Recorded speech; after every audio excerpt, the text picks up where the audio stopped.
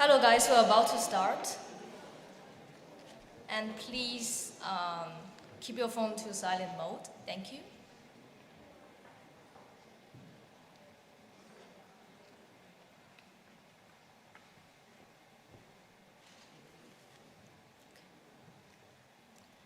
Another day, another start. Good morning, Excellencies, distinguished guests, ladies and gentlemen, and delegates. We hope you all had a restful night. And welcome to day 2 of SES. I'm Yiqing Yan, the Speakers Outreach of SES. And I'm بتول التميمي, a marketing associate at SES. يوم آخر, بداية أخرى. صباح الخير. أصحاب السعادة, الضيوف الكرام, السيدات والسادة والمندوبين. نأمل أن تكونوا قد قضيتم ليلة مريحة. ومرحبا بكم في اليوم الثاني من مؤتمر الطاقة الطلابي SES. أنا بتول التميمي من قسم التسويق في مؤتمر SES. This summit, as mentioned yesterday, is not just a gathering. It is a platform for learning and connecting ideas and celebrating all the feats that we have accomplished up to this point. Throughout the day, we have another set of engaging speakers, thought-provoking sessions, and exciting activities to inspire and entertain you all. It's our goal, Student Energy's goal, to ensure that every and each of you leaves the venue today with new insights and a sense of accomplishment. Now, let me introduce 2 SES organizing team members, Abby Beast, Vice Chair of Logistics, and Erica Wu, Vice Chair of Programming, to give us a recap of the first day and an overview of the upcoming day. Let's welcome them on stage.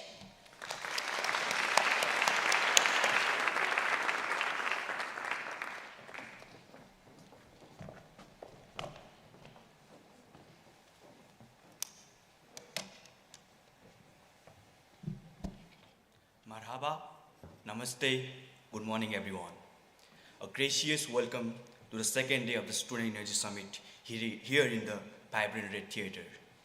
We extend our deepest appreciation to each one of you and offer a special acknowledgement to our esteemed guests, their highnesses, for gracing us with their presence. My name is Abhishek Bist and I am from Nepal. Currently, I am junior studying electrical engineering at NYU AD. And it's my privilege to serve as the Vice Chair of Logistics for this summit. Now, let's take a moment to recap the remarkable events from day 1.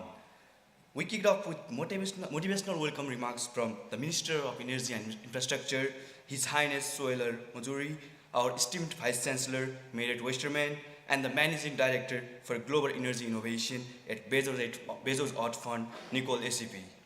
The day unfolded with insightful discussion, including an advisory board panel, the changemakers panel, and a thought-provoking leadership dialogue. Auditorium sessions delved into 3 essential themes: communities, justice and resilience, clean energy access for development, and region-specific energy challenges. Alongside this, we're honored to host engaging partner sessions, adding a layer of diversity to our programming. I wholeheartedly believe that you found our events inspiring and enjoyable. As we embark on day 2, let us continue to absorb the wealth of knowledge and inspiration that this summit has to offer. As you engage in the summit's various sessions and activities, I encourage you to take advantage of the opportunity to interact with our speakers and distinguished guests. Their perspectives are invaluable, and we invite you to share your thoughts, ask questions, and form connections that extend beyond these events' walls. The organizing team is here to ensure that your experience is enriching and fulfilling. If you need any assistance or have inquiries, please feel free to approach any member of our team. Now I would like to invite Erika to speak about today's programming. Hi everyone, my name is Erica Wu and I'm from Taiwan. I am a final year student studying Media and Public Policy at New York University, Abu Dhabi. And I also serve as the co-vice chair of programs for the Student Energy Summit 2023. For today, our theme is reimagining cities and industries. This includes exploring what we wish our cities and industries would look like in the future, finding out what it takes for the energy transition and debunking myths pertaining to the energy system. There will also be upskilling sessions of finding solutions to common challenges and gaining the tools for us to support the energy transition. We will be ending the day with our gala dinner, where we celebrate the friendship we made and the insights we've learned.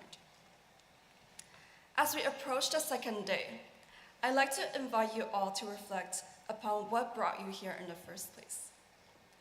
For me, it was the urgency to take climate action stemming from my love for nature. And have we grown since? I'm sure after yesterday's insight and sessions, we have all grown more. Even more from the friendship we've already established from Cuba or from the connections we've made from talking to the delegates.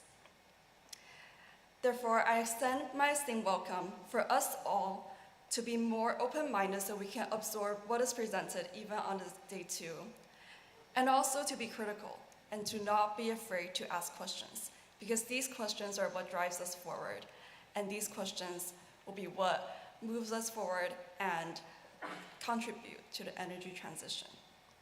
Thank you all so much again, and I hope you have a great second day and the rest of the summit.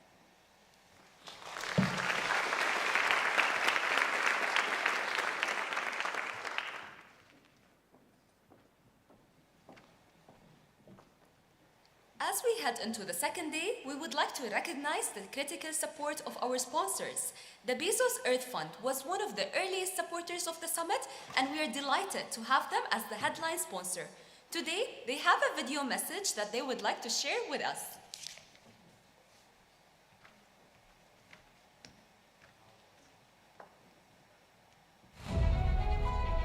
Climate change gives us a powerful reason to invest in nature. Now, we must all stand together to protect our world. I'm very proud of what we've done to protect nature. We've been heavily involved in moving forward A wonderful vision to conserve and protect 30% of all the land and all the sea by 2030. and if you protect nature, you address climate change. Climate and nature are two sides of the same coin. We can't solve the climate problem without looking after nature. And we can't conserve nature without solving the climate problem. We have to transform the systems that drive our economy. You can build a high quality of life for your people while also protecting the environment. It's about trying to build a stronger, more equitable, more effective environmental movement. When people talk about time frame and climate change, the reality is we're already late. That's why we have to attack every part of this problem. What we do in the next decade determines whether we live in a radically different world or we create a more sustainable future.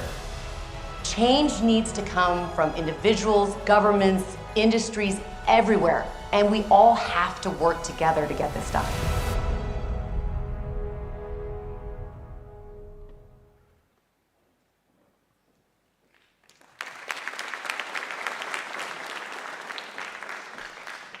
For meaningful climate action and energy transition, we must rely all the sectors and disciplines at SES 2023. We don't want to forget about the role of art and humanities. The theme of today is focused on technology and industry, but we would like to stop for just a few moments and invite on stage a cast of NYU Abu Dhabi students to share us a piece commissioned for COP28. This performance signifies how youth persevere, feel, and reflect on the climate crisis. Let's welcome, grown from tangled roots, the NYU Abu Dhabi students.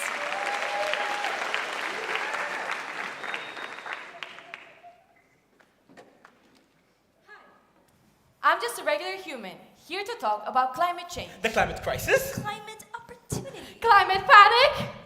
Okay. I know a lot of you humans out there, which I am also one of, a human that is, might have a lot of concerns. Anxiety, hope. But the climate is an issue. A non-issue? Too big of an issue? That we should address with care. With science. Mediation and mitigation. With adaptation. The change has been happening and continues to happen, but the change can change. Change? What change? How do you spell mitigation? Things can change with some small and large changes from us, you and me, And the trust humans who inhabit this planet. We are humans on this stage. Just like you are a human, we are also human. They- Not anything they else. get but it. But with this tangle of roots, approaches. With the tangle of these approaches, it can be very hard to understand what we're designed for. And if we can't understand our individual design, we can't understand our design as a collective. And so we must remind ourselves of what lies at the core. Every so often, I take a walk over the desert dunes or through the jungle stalks to remind me of my mother, to remind us of our mother. When I take the time to connect to her, it makes me want to heal the earth, to remind me of my mother, To remind us of our mother. I sink my toes into mother. Roll down hills of mother. Dig my fingers through mother. I breathe the breath of mother. If you haven't caught on, let us fill you in. When we speak of mother, we speak of earth. And when I speak of mother, I speak cool. That's right. That's right. We're cool, cool, cool, cool. Lately, mother, and I do me earth has gotten a little hot. Too hot, too hot, too hot. So now we're cooling down mother in individual small ways with our cool, cool, cool, cool. We're swell, we're hip, we're afraid from cars and use bike for trips. We're stylish to our mottos. We cut down plastic with our own bottles to remind me of my mother. To remind us of our mother. We're fashionable and so nifty. We don't keep fast fashion, I thrift, see? We're sophisticated, not naive. We turn off the lights from a room when we leave to remind me of my mother. To remind us of our mother. Knowing that, we're very cool. Here's a long list of other things we do. I'm messy. Cool. I grow my own food. Cool. More vegetables than meat. Cool. I read. Cool. Change information. Cool. I adjust the temperature. Tell me more. By just 2 degrees. Uh-huh. And it saves the percent. Of what? Of the energy I use. Cool. Cool. Cool down here, 'cause it's hot, too hot. Mother is our home. Mother is our home. Mother is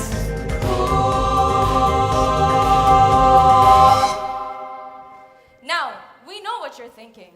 Oh, look, a bunch of cool young people talking about the climate crisis again. Oh look, a bunch of cool radical children preaching through the choir. Oh look, a bunch of cool single stem trees that have green leaves. As you can see, eco-distress is getting to all of us. More like, oh look, a bunch of cool, angry youth screaming and scrolling about doom. Sure. This is true. But what we wish you were thinking is, Oh, look, a bunch of young people who, first of all, are very charismatic and very attractive. Second of all, are very good at being on stage and doing art at you. And third of all, are willing to talk about the dinosaur in the room. The dinosaur on the planet. so instead of thinking, Oh, this is gonna be overwhelming and something I've heard way too much of. you could think, Oh look, a bunch of reasonably emotionally intelligent youth giving voice to my anxiety so I can express my feelings in a way that spurs me to action rather than freezing me to my chair. Or melting me to my chair, depending on which cross-section of the hemispheres I live in. Oh, look, dancing. Very attractive. I identify, I invest, I innovate, I invest, I motivate. The atmosphere is thin like the glass of a light bulb. bring out the heat that is melting our ice caps, which overflows our seas, which could lead us to collapse.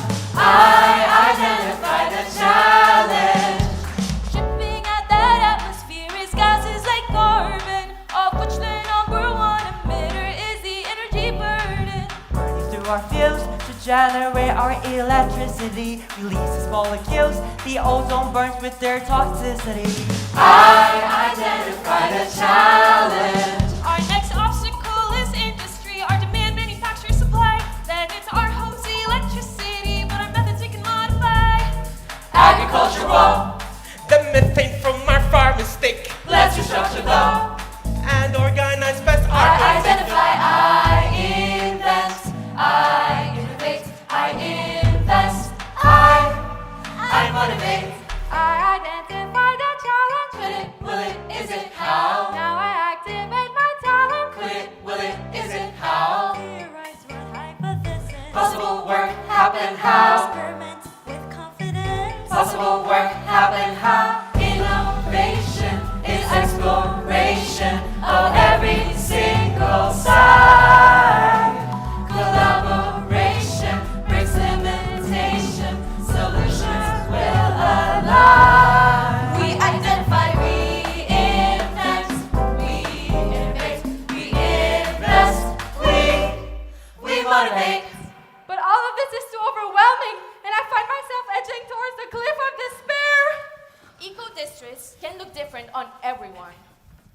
Read this article.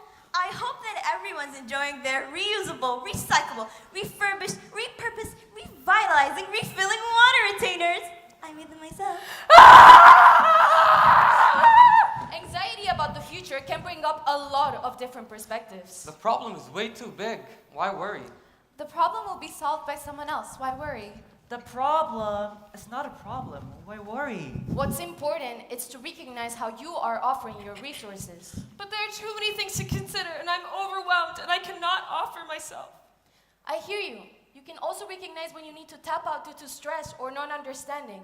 And when you do choose to rest, that can lead to recharging your energy so that you can rejoin the effort. I just took the best nap ever, and I had this idea of regenerating electricity using ligemot. Ligemot! I just broke down a large task into smaller parts. And now I feel like I can check every box. My leathery dark green leaves just broke down more carbon than any other tree ever could. But even with recharging, eco-districts can still bring us to our knees, causing us to retreat instead of taking action. Humanity's doomed, I'll be in my room. We face annihilation, I'm playing PlayStation. Time is running out, I borrow and doubt. The future is frightening, my knuckles are tightening. Humanity's doomed, I'll be in my room. Humanity's doomed, I'll be in my room. We face running out, I'll be in my doubt. The future is frightening, my knuckles are tightening. The future is frightening, my knuckles are tightening. The future is frightening, my knuckles are tightening. Why?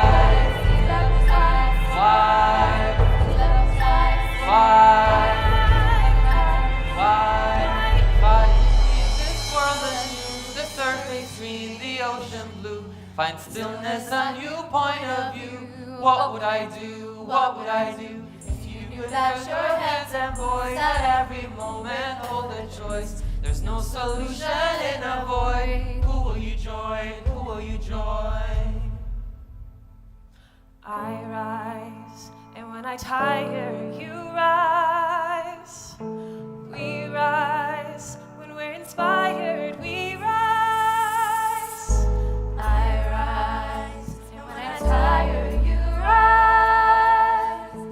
We rise, when we're inspired, we rise. I rise, A problem when I tire, you rise. problem shared. Inspired, we rise.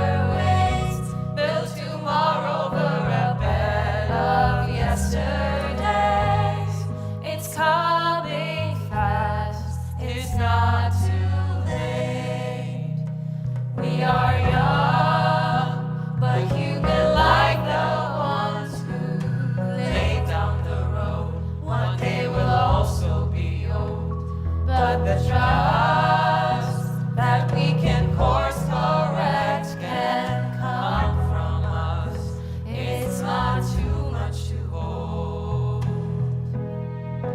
I won't let the past stand in my way. I won't let the past stand in my way. I won't let the past stand in my way. Not too long, the future waits. We are young, we did not make this world that we find ourselves in, but we finally have our chance. Adaptation is the most natural trait of all. Every species currently in existence has adapted to its circumstances over and over again to survive. So don't underestimate the impact of a single chance. A single action, a single tear, A single idea. We change the molecules of this world with every motion we make. And when you move, I move. And that's why this movement doesn't have to feel so impossibly global. It can be as local as the nature talking to you right now. You mean the humans talking to you right now? I mean the nature talking to you right now. It's time to tell our audience the truth. We cannot deny ourselves any longer. Are you sure? Yes. How can we ask them to ask what they're designed for if we cannot ask them to ask what we really are? We are not the human youth we've been pretending to be. We are, in fact, the mangroves of the United Arab Emirates. Something that feels vital in all the information we've been relaying to you is that we must not live in denial. When despair creeps up, denial can be the first step we take in protecting ourselves from difficult truths. And that's okay. It's natural to want to feel safe. But when we deny what's around us, we deny our own design and what we can offer. And then we can't make any progress. We can't find our resources, our knowledge, our techniques. So we would like to reveal ourselves by leaving you with few of our beliefs. That's right. The mangroves have beliefs. Mangroves and humans are not so different after all. Because of course, we are nature. Every time the sun rises, we hope our perspectives will help you to be brave, to be bold, to be rooted, and to embrace the tango. We are tangos. We share this planet with you.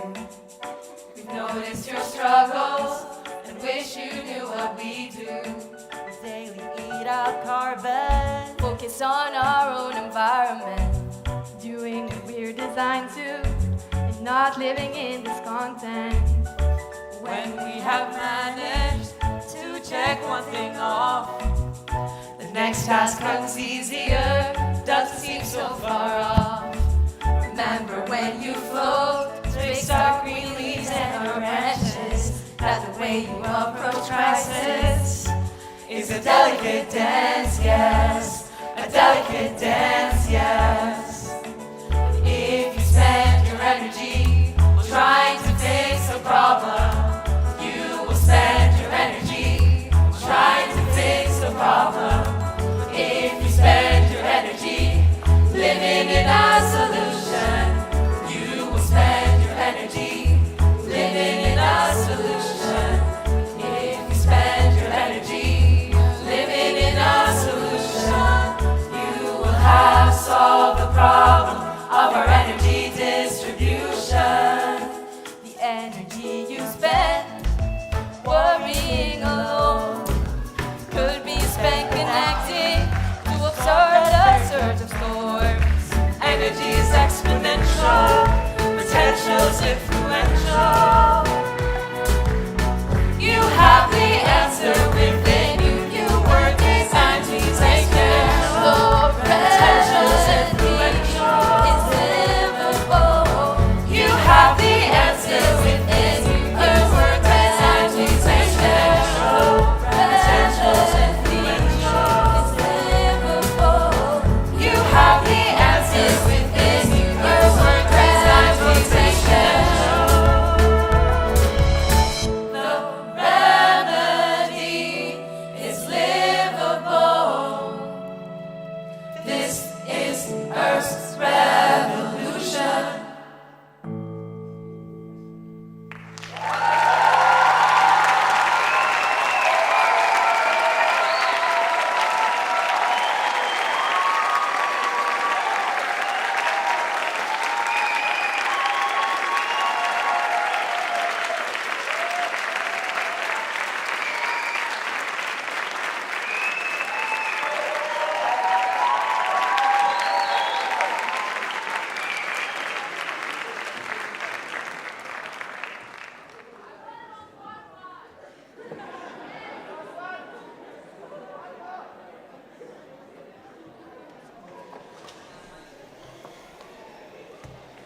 Let's pause for a moment and take this time to reflect on day one happenings.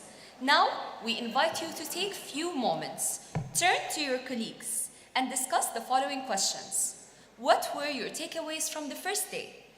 What are some new inquiries you have after first days, panels, and workshops? What opportunities do you see yourself in the energy sector?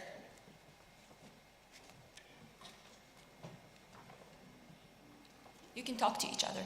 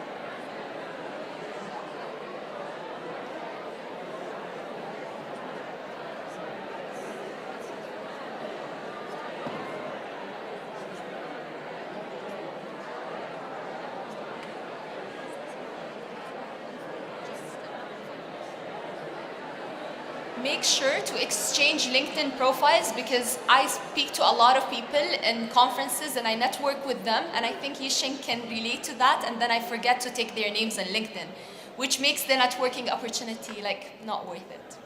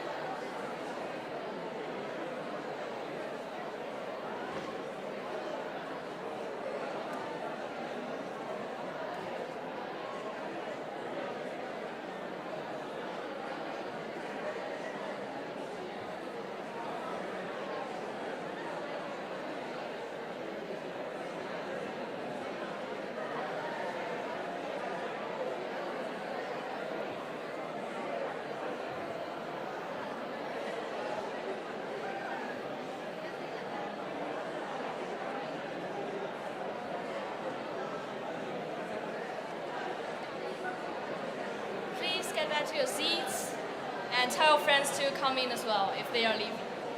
We're about to start.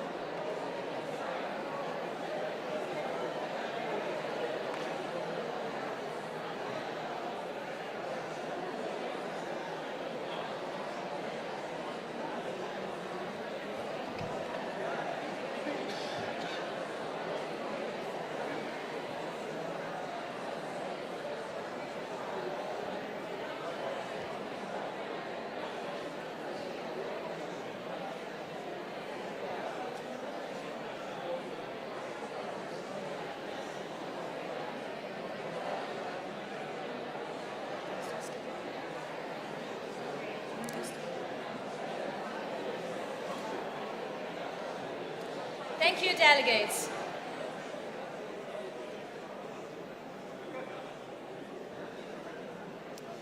Thank you. The new connections you just made during that brief reflection activity are the perfect transition into our next segment of the day. Our first leadership dialogue of the day, the role of cities and regions in energy transitions, will explore how attainable our visions of sustainable cities of the future and what is needed to prepare our current cities to be resilience hubs, leading climate actions.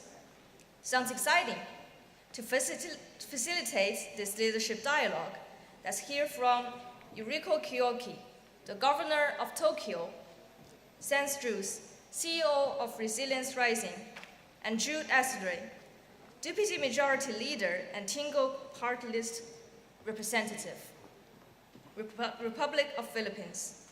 Please help me to welcome them on stage. And this session will be moderated by Lidsay Bill Exing, Senior Partner Associate of Student Energy. Let's welcome.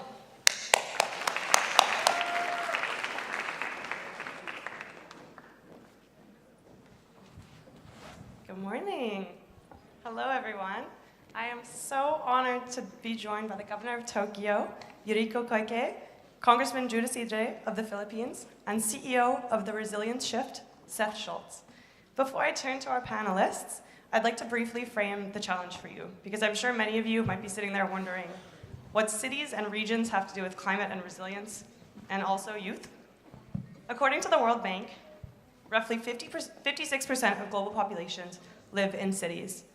This urbanization trend is expected to continue as populations rise, so that an estimated 7 in 10 people will live in cities by 2050. There are currently 1 billion people living in informal settlements within urban areas who are most vulnerable to climate change and lack access to numerous resources. So we can really start to see that cities face massive challenges in terms of infrastructure, heating and cooling, transportation and mobility, and accessibility for marginalized communities. They also represent 2/3 of global energy consumption and 70% of emissions. At the same time, there are also huge opportunities for rapid acceleration to net zero at the city level. Even better news, most of these solutions hold incredible co-benefits for people through better health, increased mobility, job access, and more. They are hubs of economy, representing 80% of global GDP, according to the World Bank. Organizations like C40 Cities and the Global Covenant of Mayors, or GCOM, bring together networks of thousands of mayors representing millions of people worldwide. According to GCOM's 2022 data, their signatory cities could reduce emissions by 2.3 gigatons of CO2 equivalent annually by 2030. Given that cities account for 70% of emissions, this is absolutely imperative to keep us in line with Paris Agreement targets. But we can't have siloed conversations and expect holistic solutions. Multi-level climate action is critical in safeguarding populations from the effects of climate change, biodiversity loss, and pollution. This is why multi-level governance and collaboration are so important. National governance, municipalities, rural and remote communities, private sector, and civil society all have to come together to power a just transition. Each has a unique role to play and specific levers to pull in order to shape healthier, safer, more resilient communities. So how do we get there?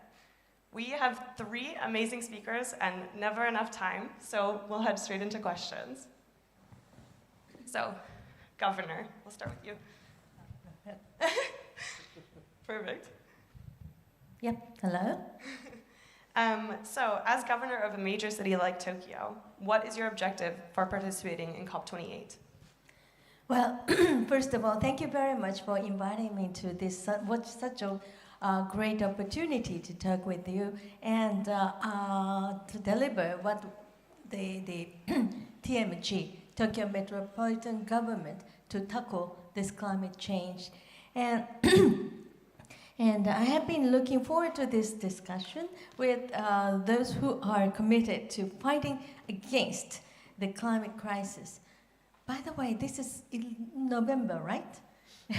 In November in Japan, usually have some snow or something, becoming winter. But this year, we went into the middle of November. We feel almost the sunny summer. This is unusual. And when we remember those summer days, we have flooding and fire here and there. So it's really, it's not a global warming, but it's really global boiling. So this is what Secretary General of the United Nations had mentioned. Anyway, the climate crisis is a really critical issue affecting the whole world. And the 21st century is set to be the age of cities, urban cities, and stood at the forefront. As cities, we don't have a moment to waste, no time to waste. And we must take concrete action to tackle urban issues. As you may already know, Tokyo is one of the largest cities in the world with 14 million population. And Tokyo is also a large consumer of resources and energy as well, with CO2 emissions on par with those of countries like Austria and Greece. Therefore, Tokyo has a responsibility to play our part in contributing to curtailing the rise in global temperature. And alongside the World Climate Action Summit, attended by national leaders and other representatives, COP28 will also feature a new local climate action summit. This is quite important. And bringing together local and national leaders, the summit will discuss tangible action in areas such as finance, energy, transition, and resilience and adaptation for an integrated approach to the climate crisis. As the first to be held at the Conference of Parties, I have high hopes to the local climate action summit as well. So at COP28, I hope to take the initiative and communicate Tokyo's leading environmental initiatives, share our expertise, and learn through discussions with the various representatives from countries and cities around the world. Thank you very much. Perfect. I think that ties really nicely into our next question for Seth, which is, given Resilience Rising's plan to host a COP28 Resilience Hub, what are you hoping the main takeaways and successes will be for such an initiative? Why have you decided that this is an important space to dive into?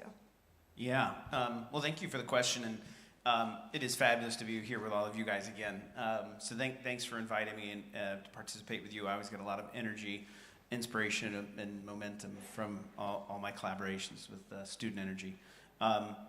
The question about the resilience has been an interesting one. You know, I've been working on the issue of climate change and cities and urbanization for about 20 years, but about 5 or 6 years ago, I started becoming increasingly more and more concerned about the lack of kind of global progress on adaptation and resilience.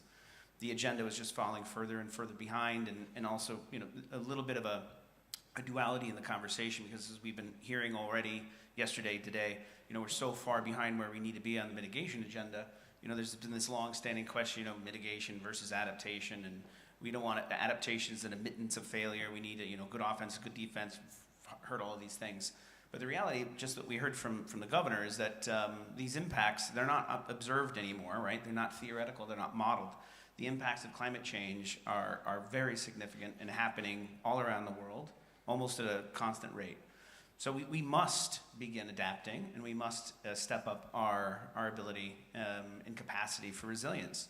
It's not really a question anymore, and we have to stop treating them as a debate between these two issues. So this is kind of at the core of Resilience Rising and what we did then to work on the Resilience Hub. And to my surprise, we realized that there was no central focal point or convening at COP. So this is COP28, right? There's been about 30 of them, a couple of unofficial, but this is the 28th one. And in roughly the 25 years of COP, never a place to do that. So a number of organizations kind of stepped into the breach. This was right during COVID. We banded together, we lobbied the UNFCCC, coordinated our resources, and we set up the first Resilience Hub, and that ended up getting delivered at Glasgow. And it was remarkable because it was, by all accounts, a runaway success. And it was a runaway success because we provided a place for people to congregate, coordinate, and support and inspire each other. It wasn't more complicated than that. And there was this outpouring of interest and demand in terms of resilience and adaptation. So that was 2 years ago. This is the third time we've done it. We've now got 6 different organizations involved. We're running 200 plus events over the course of 2 weeks. We've got, I think, 300 different organizations involved, and we've done now regional hubs. So even before we get here, we're doing regional hubs with different partners to get regional perspectives and input, driving into the hub, and then cultivating this to really showcase the importance, the value, the critical nature, and the demand for resilience. So it's been a really exciting process to be a partner of, and what we're trying to do, simply put, is mainstream resilience into every conversation happening at COP. Amazing. I love that you kind of identified this need and built up such a huge program around it, and you're really looking to address the issues at hand. Congressman, or Jude, as he told me to call him earlier, what are your examples of cities and regions leading the energy transitions in the Philippines? First of all, thank you for having me here, and it's such a pleasure, and it's an inspiring moment for me as a young leader, as a young parliamentarian, to see young people as very passionate about the environment and climate change. I come from Tacloban. It's a city in the central Philippines, and if many of you remember, 10 years ago, we were practically flattened by a super typhoon, Yolanda, Haiyan, and that experience has significantly shifted the way we look at climate change. Nobody will argue with you about climate change in the Philippines. As a good governor is telling us, it's a model in Tokyo. It's no longer a model in Tokyo. It's happening.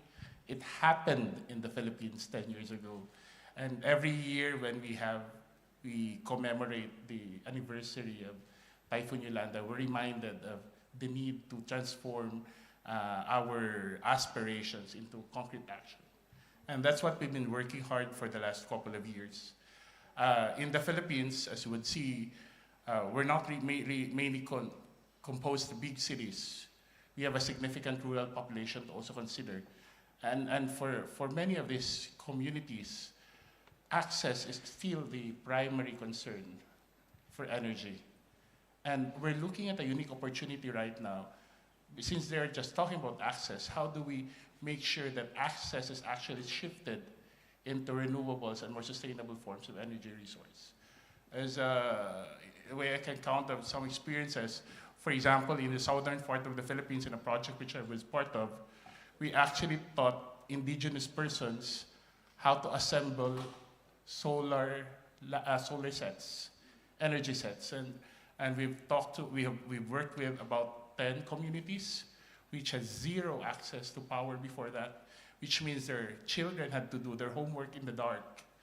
But since we also taught them how to assemble and maintain the solar sets, now they can actually have their children doing their homework in the dark.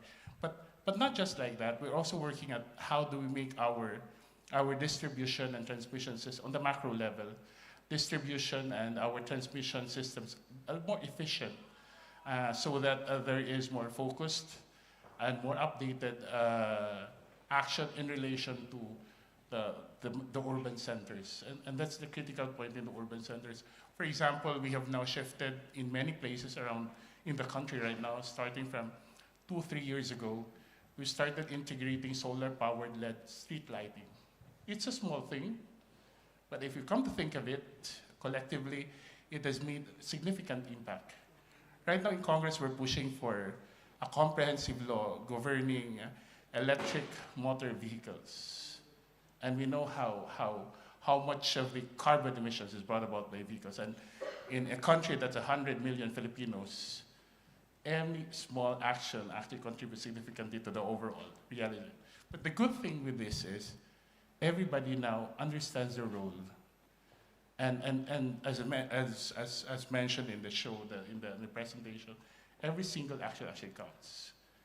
And because climate change is a reality in our city, in our town, nobody gets to argue about it, but everybody tries to be part of the solution. From where I am in Congress, we do the best we can. There are 3 basic rules that we do. First is, of course, legislation. And in the last 3 years, we've worked significantly on legislation like reviewing our Renewables Energy Act, making it more open to foreign investments, because in the previous years, one of the key setbacks was we have very restrictive regulatory framework for renewable energy. We've also worked on the Energy Efficiency and Conservation Act, wherein in most government offices, they're now required to shift from conventional lighting into LED lighting. And you'll be surprised with how much energy we're actually able to save with that simple act. And the second action that we're looking at is oversight. I'm the chairperson of the Oversight Committee on the Climate Change Act in the House of Representatives. The Climate Change Act was passed in 2009, and it's the foundational document for our future policies, present and future policies surrounding climate change action. And as an Oversight Committee, we tried to review how much we progressed and what particular action is required to keep us posted with current challenges. And the third role that we're trying to push as parliamentarians is that we have to access funding, allocate funding. The power of the purse is perhaps the most important role that a Congress or a parliament can do. So at the moment, we have a remaining 5% of the population that needs to be connected to energy, to the electrical grid.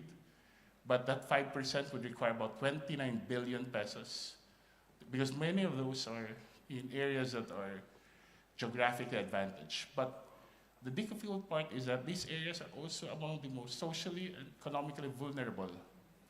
That's why we also make sure that they are part of the solution. So one of the solutions we're pushing is the effective implementation of the Microgrids Act, which we passed 2 years ago, just before the pandemic. They're looking at localized energy planning and making sure that from big cities to smaller communities are able to address their own energy challenges. Thank you.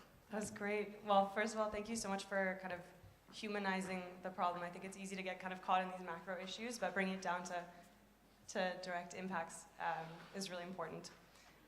And then the second piece, delegates coming from the Philippines, sounds like there's lots of opportunities.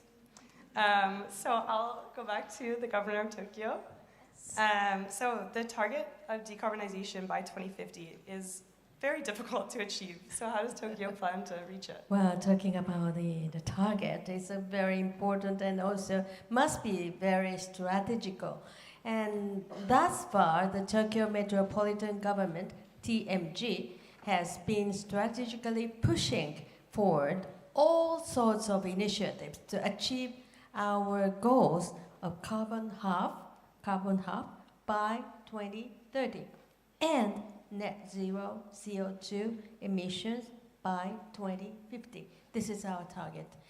And to help gain a foothold in our journey toward achieving these difficult goals, we plan to accelerate the social implementation of renewable energy, which is pivotal to energy security and decarbonization.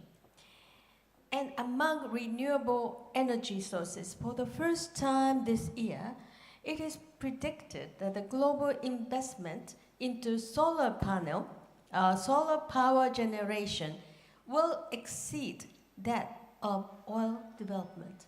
This is very historical, or this is a change. And Turkey plans to contribute to this momentum, and with a population of 14 million people, as I told you, and dense residential areas, Turkey has many rooftops, and that present the great opportunity.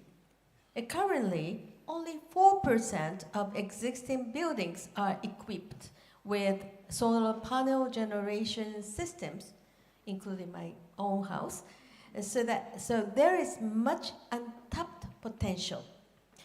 Starting in April 2025, this is 2023, so 4 and 25, the Tokyo Metropolitan Government will mandate the installation of solar panels on newly constructed houses and other buildings. To ensure the efficacy of this policy, we are providing subsidies for installation services to eliminate the initial costs. And through systems such as this, we are aiming to increase the current installation rate threefold to more than 2 million kilowatts worth of solar power generation equipment by 2030. And furthermore, this is only a sample, but it's not. It's almost a film. This is called perovskite, solar cells. A technology born in Japan, also show much potential. And perovskite is mainly composed of iodine, a material abundantly available in Japan, thin, lightweight, and flexible. They present greater installation possibilities and are expected to be game changer on the road to decarbonization.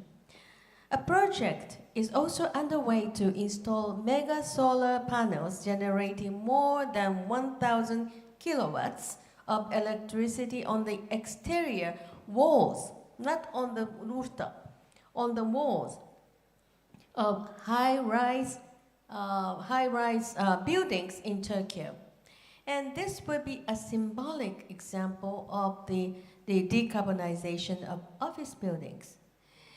And cooperating with the developers, the Tokyo Metropolitan Government will continue to throw its weight behind the early social implementation of such new technologies by promoting demonstrations with the use of metropolitan facilities. I'd like to add one thing more about the hydrogen, green hydrogen. Green hydrogen, a clean energy with zero CO2 emissions from the stage of production, is another cornerstone for achieving a sustainable society. Moving forward, we need to establish a supply chain for green hydrogen to construct a supply system that includes pipelines together with the relevant local governments. The Tokyo Metropolitan Government will move ahead with our initiatives in the waterfront area near Haneda Airport, very close to the central area of Tokyo.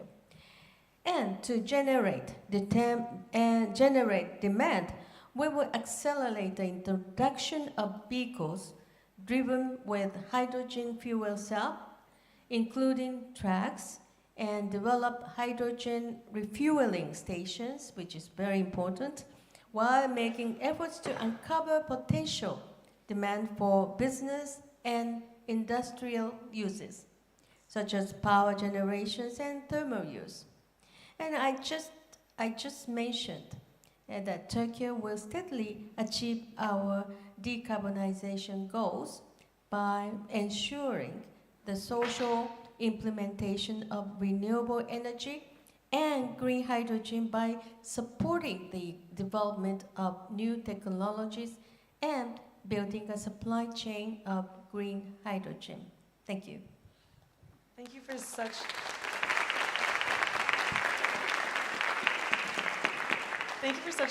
concrete and tangible steps, and that just blew my mind. That was so cool. I thought it was a piece of paper. It's going to change the world, you know. I'm actually going to ask you another question, and then we'll do kind of final thoughts, if that's okay. If you don't mind, Governor, in order to achieve a sustainable society moving forward, what measures will you take? I think we've heard some of the ideas, but... Well, you may have heard of our initiatives, Sushi Tech Tokyo. Quite the name, isn't it? You know, sushi, and maybe many of you are sushi lovers. Leveraging cutting-edge technology, diverse ideas, and digital know-how, Tokyo is aiming to create sustainable new value. Sustainable new value.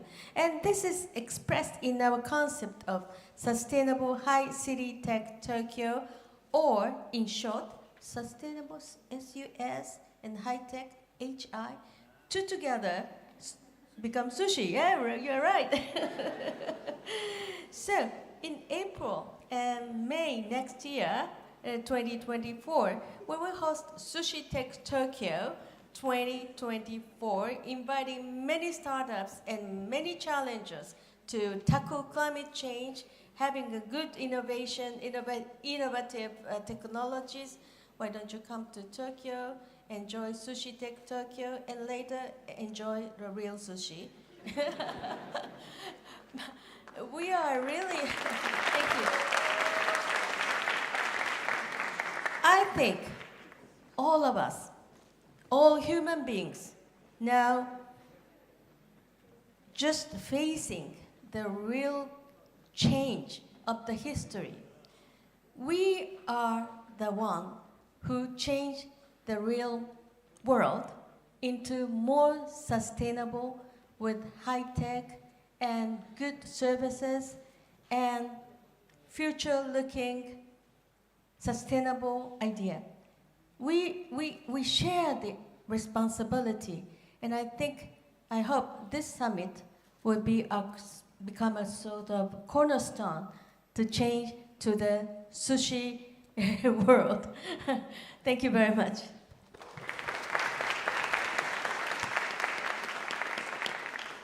So I think, I've heard exceptional things from this panel today. I am so kind of blown away by the opportunities that there are in each of your roles. I would love if you have one kind of sentence that will kind of wrap up what needs to happen next in each of your roles. I would love to hear that. So let's start on the end with Jude. I've been fortunate to come from a Congress that's mainly composed of young parliamentarians. A third of our members of the lower house right now are below 35 years old. And many of them genuinely and passionately feel that a sense of ownership about not just the present but the future of our planet, of our country. And that has significantly triggered several legislation that has facilitated climate change action that's translated into policy. And that's a powerful reminder for me because as young people, we're not just the future of this planet. We are the present. And it's very important to take the action now, where we are, whether in business, in politics, or in government service, or as entrepreneurs, or as students in the academy. Action must be done now because we're not talking of some distant future that we can shape. We're talking about the kind of world that we will be living in now and in the immediate next few years. And trying to preserve life as we know it. I'm always reminded that young people, I'm always reminded that we are, I think I remember from Kofi Annan, I said, we are the first to have the real chance of saving the world from absolute poverty, of solving absolute poverty. But we are also these world's last chance of preserving the planet so that we will have life as we know it. And I think that's a good thing to think about.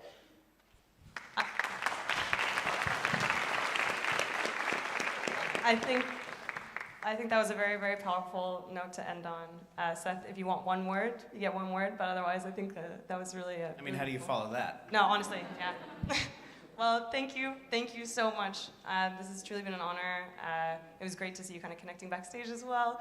And we look forward to everything next in your cities and Tokyo sushi down the line. Thank you.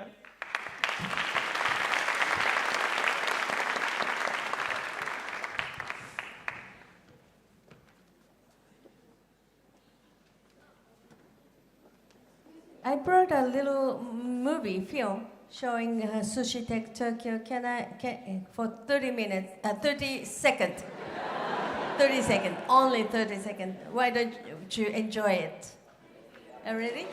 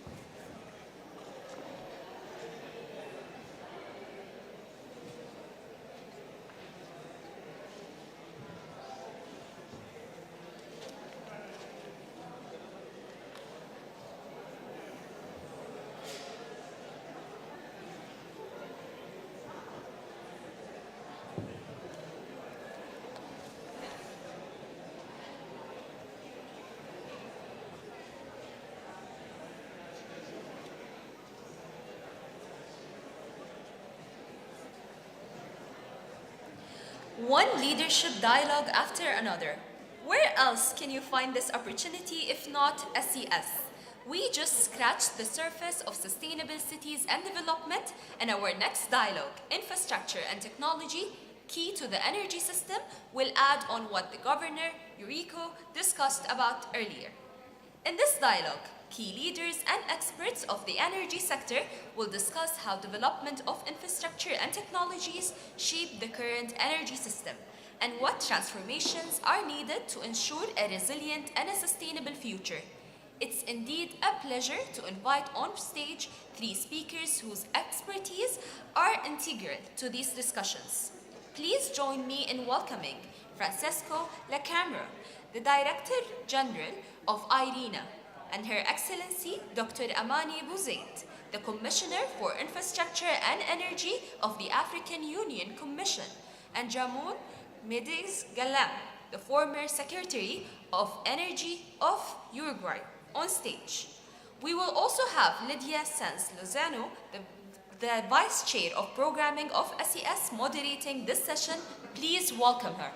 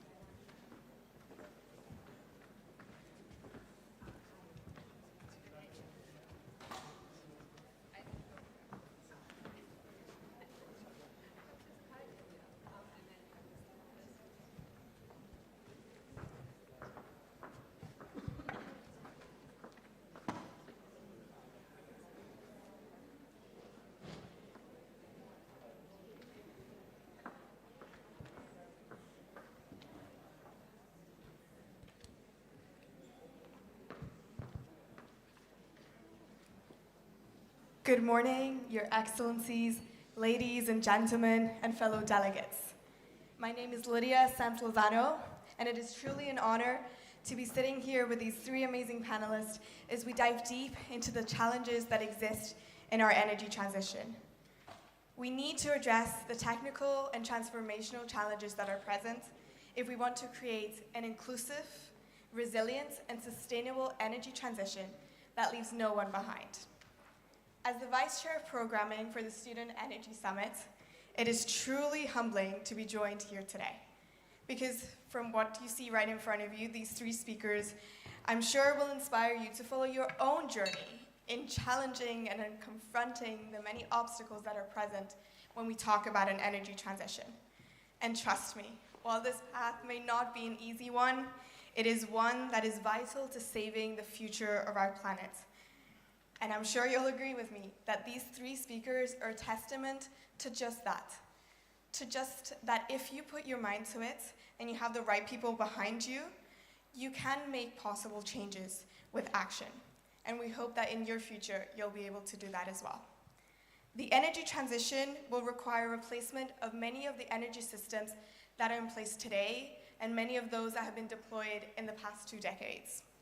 And we need to do this in a way that's strategic, with the correct infrastructure, policies, technologies, and investment to ensure that it is progressive and it is something that creates the cities of tomorrow for everyone. As we commence our session today, I would like to ask a guiding question to each of our panelists. While renewable energy additions in our energy system are impressive, less than 10% of global energy consumption actually comes from renewable energy and legacy sources, such as hydro and biomass, as they remain the main contributors. With this in mind, how can we realistically tackle the monumental task of turning around the global energy economy in the time span of these just 2 decades? Your Excellency, Dr. Amani Bouzaid, would you like to go first? Thank you, Lydia, for putting me on the spot like this. Thank you. Allow me first to thank you all for inviting me to this really inspirational event. I've been here it's been a little bit more than an hour, and just this time I have so many positive messages that inspire me and give me even more hope into the future. So and by the way, I like to be provocative. So I will start by saying that your assumption is not totally correct. In our case, in Africa, we are a continent of 55 countries, and when you say 10%, I would like the audience to start right now changing completely the perception they have about my continent. The share of renewable energy in the African energy mix is 40.5%. We are the continent, the region that has the highest share of renewable energy in the world. So your assumption does not really apply to us. However, we also, and this has to be also an important message, more than half our people do not have access to energy. So even the term transition does not apply to us. For us, the priority is access. Third, we are the region that with the highest demographic growth rate, which means that even the needs that we are having now will grow exponentially into the future because the needs grow. We are urbanizing the fastest, we are digitalizing the fastest, and also our people are the youngest, and as I said, we keep growing. So our needs are immense. The race for us is almost 3 or 4 or 5 times the race anywhere else. And we are still, despite all of this, doing great. Let us remind ourselves that the 2 largest solar power plants on Earth are in Africa. That some of you know the most important wind farms in the world are also in Africa, and Africa, as I always say, is front center when it comes to discussion of development, climate issues. It's the front and center because it's true, it's still having lots of problems, but we are the solution for ourselves and for the world. Thank you. Thank you so much.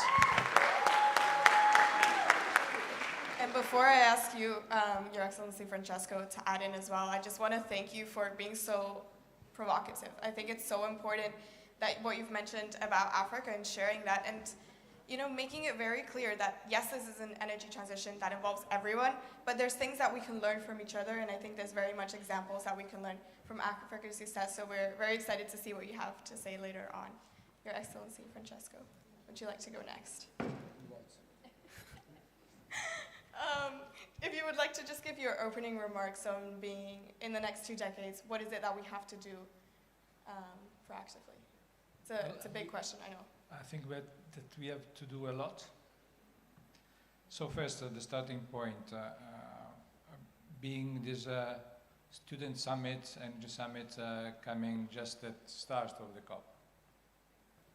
And as you know, the COP this year is also hosting the global stocktake.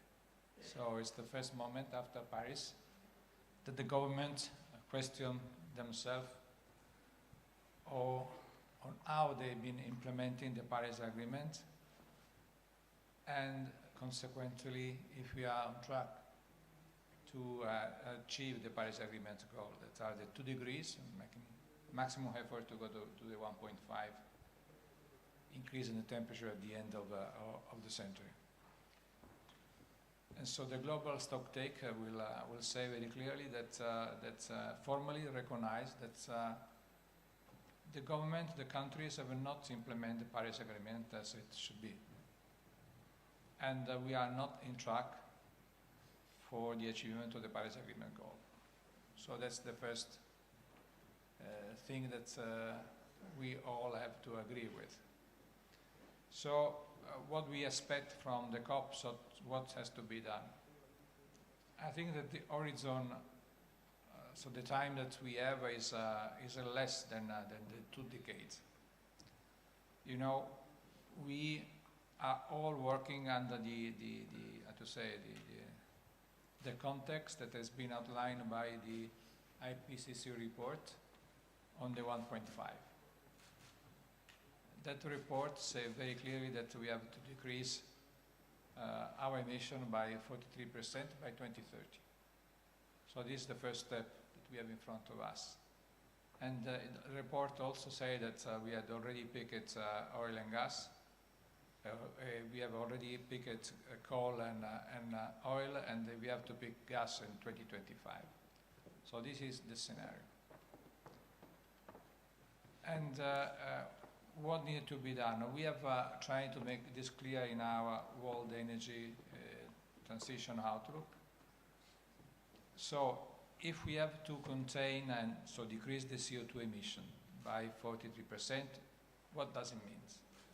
It means that we need to have less fossil fuel in our energy system. Call it phasing down, phasing out, but what is relevant, they have to decline.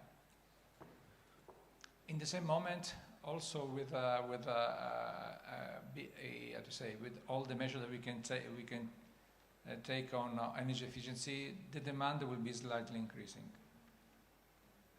So what is going to happen if really we have to decrease the fossil fuel emission? That we have to find a solution for having the energy system still be there. And this solution is or are renewables. So this means that we have to close this gap. And for closing this gap, we need, as we have made clear, and we are happy that the COP28 designated president took as his own pledge for a country to be signed off. We need to raise from around 3 terawatts of today to the 11 terawatts of 2030 of total renewable installed capacity.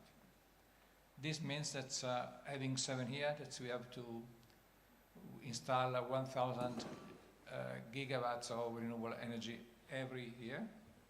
This means that we have to triple our speed from the almost 300 of the last year to the 1,000 today.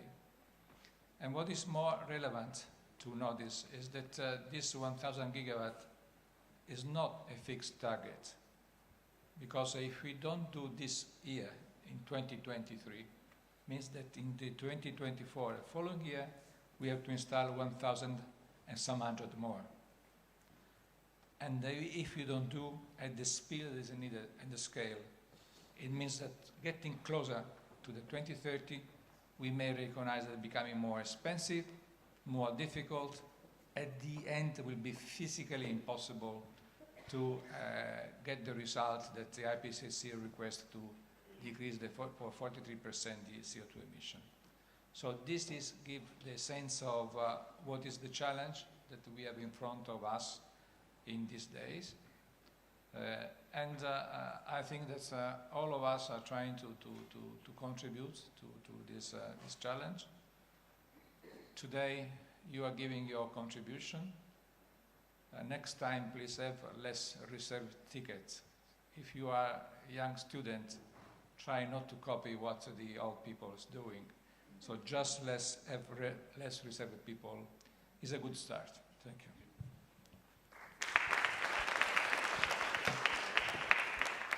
Thank you, Your Excellency. We'll take that on note. And thank you for sharing the numbers. I think when we talk about the energy transition, a lot of it is sometimes very hard to picture. And by having this concrete data and concrete numbers, I think it makes it a lot easier for a lot of these panelists to really understand not only the complexity, but also the urgency that comes to it. And I think with all of you that are coming here today, I really do urge you to look a little bit more into that and to do a little bit more research so you can be more aware of what this energy transition entails and how you can really put your little grain in there by understanding what it is that we need as a larger picture. So, Ramon, if you wanted to give your opening remarks, please. Yeah, sure. Thank you very much. And first of all, I'm very grateful and for being here, part of this extraordinary community. And I think I'm here just to deliver good news. And the good news is that perhaps future is already here.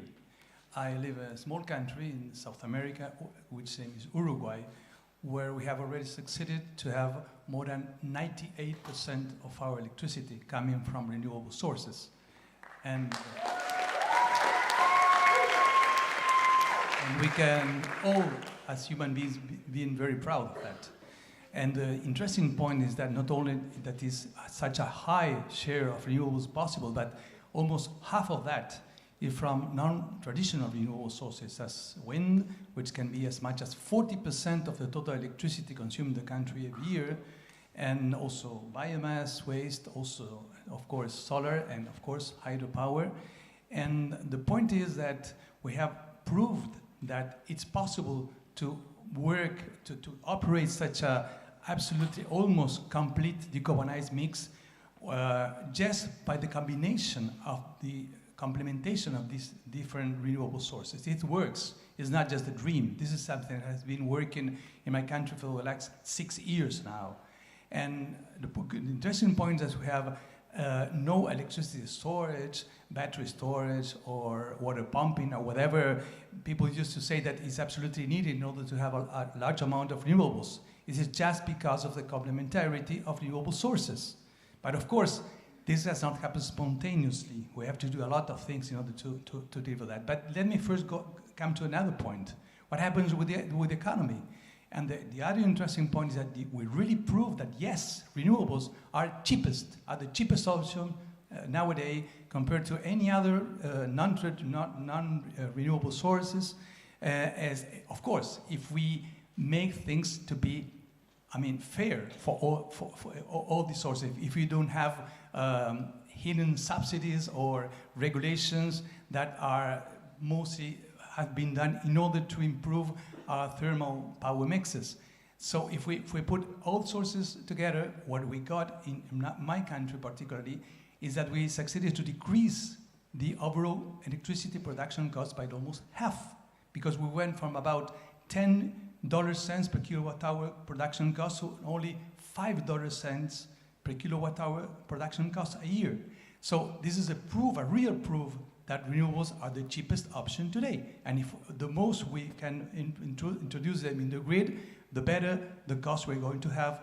So perhaps my very first message is that first, yes, it is possible to decarbonize the power mix. This is not just a dream. This has been working for the last years. And second, yes, it is the cheapest option. So renewables right now are not just the solution for the global climate issue, but they're also the best solution for our national economies.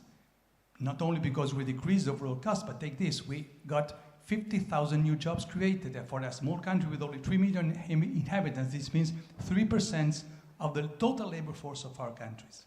We received $6 billion investment for a small economy, which is 12% of its GDP in just 5 years in order to make this transition. So imagine the impact on the overall economy. So I don't want to talk about how we did it. Perhaps we have time for that. But the point is that, yes, it is possible.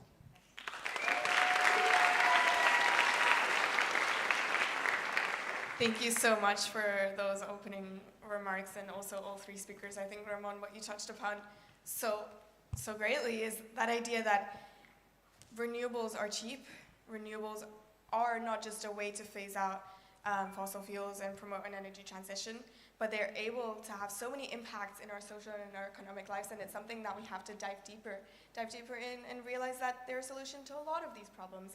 And I think, understanding Uruguay's case, it's definitely something commendable, and I thank you for being here today and all your great work in the past. So I would now like to go back to Your Excellency, Dr. Manu. When we're talking about the energy transition, it's something that, as it's very clear from our discussion today, it's not a puzzle piece that fits everything. So I want you to dive a little bit deeper into the case of Africa. What are some of the challenges that you've noticed and how are you tackling them? But I think more importantly, what are some of the opportunities that you're seeing in Africa? And as you've mentioned, Africa being the largest continent of having renewables worldwide, what can other countries learn from those opportunities that your continent has so proudly? Thanks again, Lydia, because I was going to ask you to change your question from what are the challenges to what are the opportunities. So thank you for doing that for me. And that's exactly how we should look at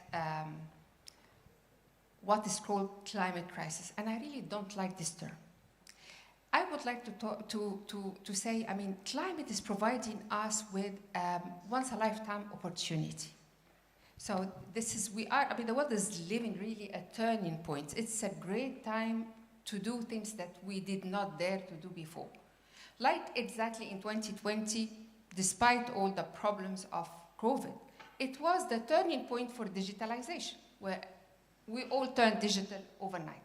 So this is the turning point, and especially for us in Africa, who have been screaming for decades about energy, saying it is the priority, and no one was listening. It's only since 2022 that the world started saying, yes, energy is the priority number one. And it's true, without energy, we cannot do anything, nothing. And again, going back to Africa and the case for us, what's happening, our landscape in terms of energy. I did mention that more than half of our people do not have access to electricity. I'm talking 600 million people do not even have a bulb. So this is the crisis. This is the crisis. And for us, separating poverty, energy poverty, well-being of people, and climate does not apply, because we are also the ones who are the hardest hit from climate catastrophes. But this is not what you see, of course, in the news. They talk about issues somewhere else, but not the depth and severity and frequency of climate natural disasters in Africa. The second thing about energy is not just electricity in Africa, but also clean cooking. And it's often, by the way, omitted even by politicians, because it's mainly for women and children, and somehow this does not make its way to their agenda. But at the African Union, since 2018, we made sure that clean cooking is topping the agenda, and you will hear about in COP28, all the declarations about clean cooking. Why am I saying this? 90% of our people do not have access to clean cooking. They use firewood, coal, kerosene, untreated biomass for cooking.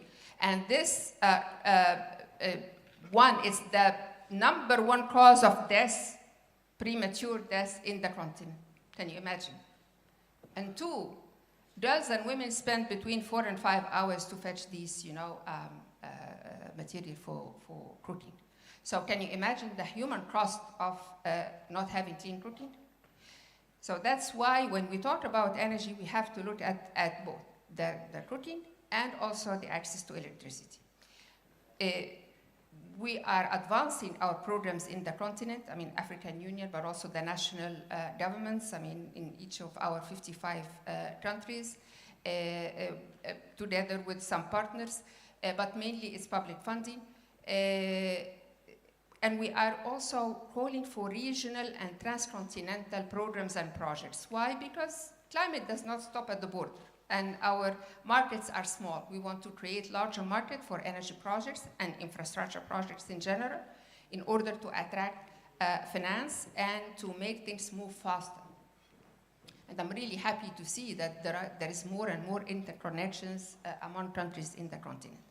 Where I differ from what you said, Lydia, is that, or even the discussions before, is that everyone is focusing on the generation of energy.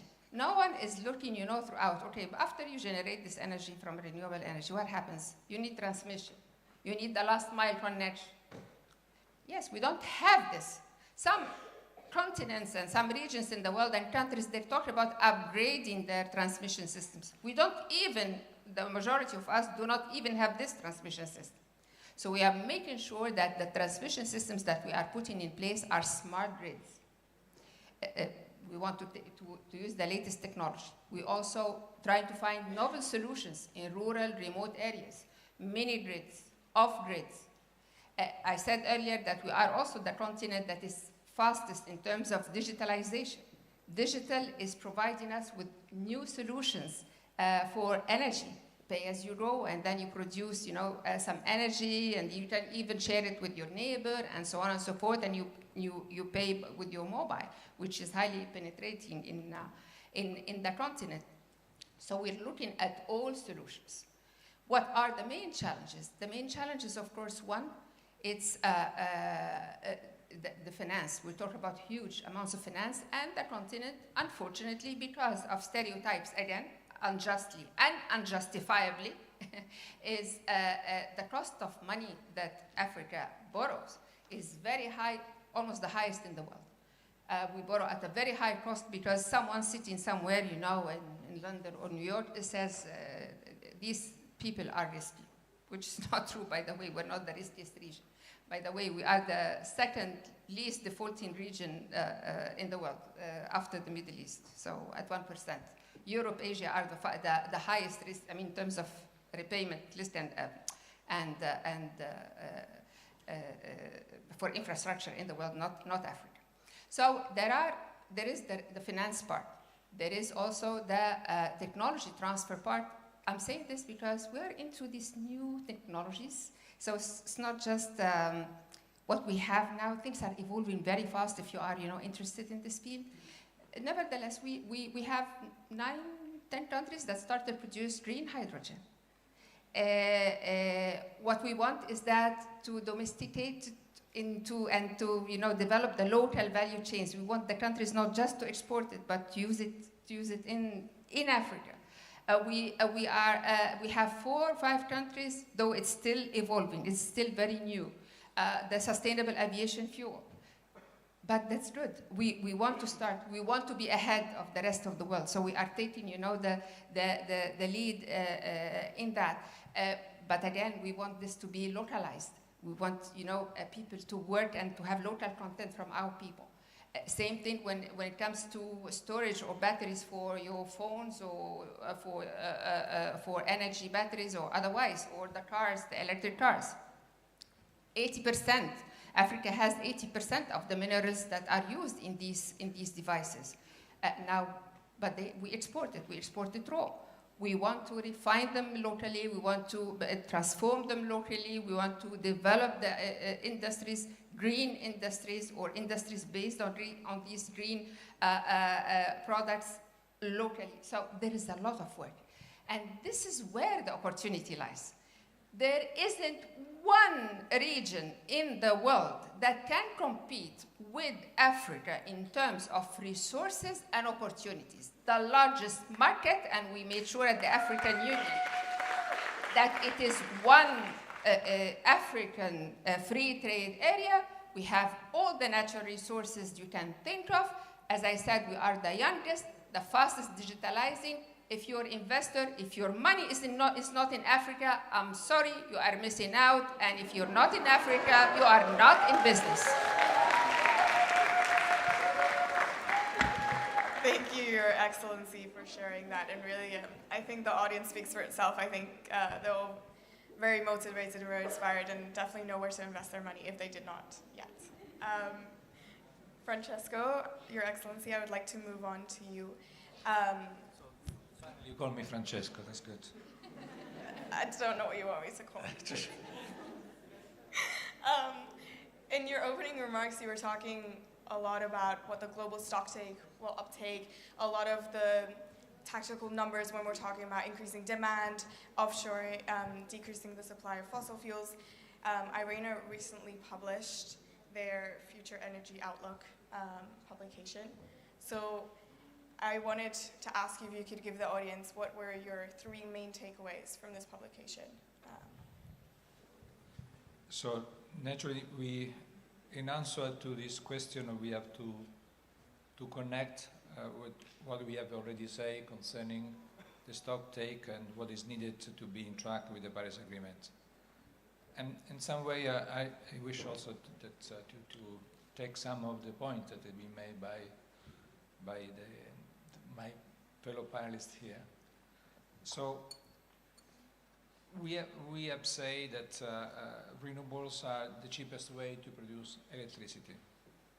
Naturally, we have to always have in mind that one thing is power, so electricity, electrons, and what is energy, where there is also the component of molecule and other. That is also very important when we talk about the share one of the other.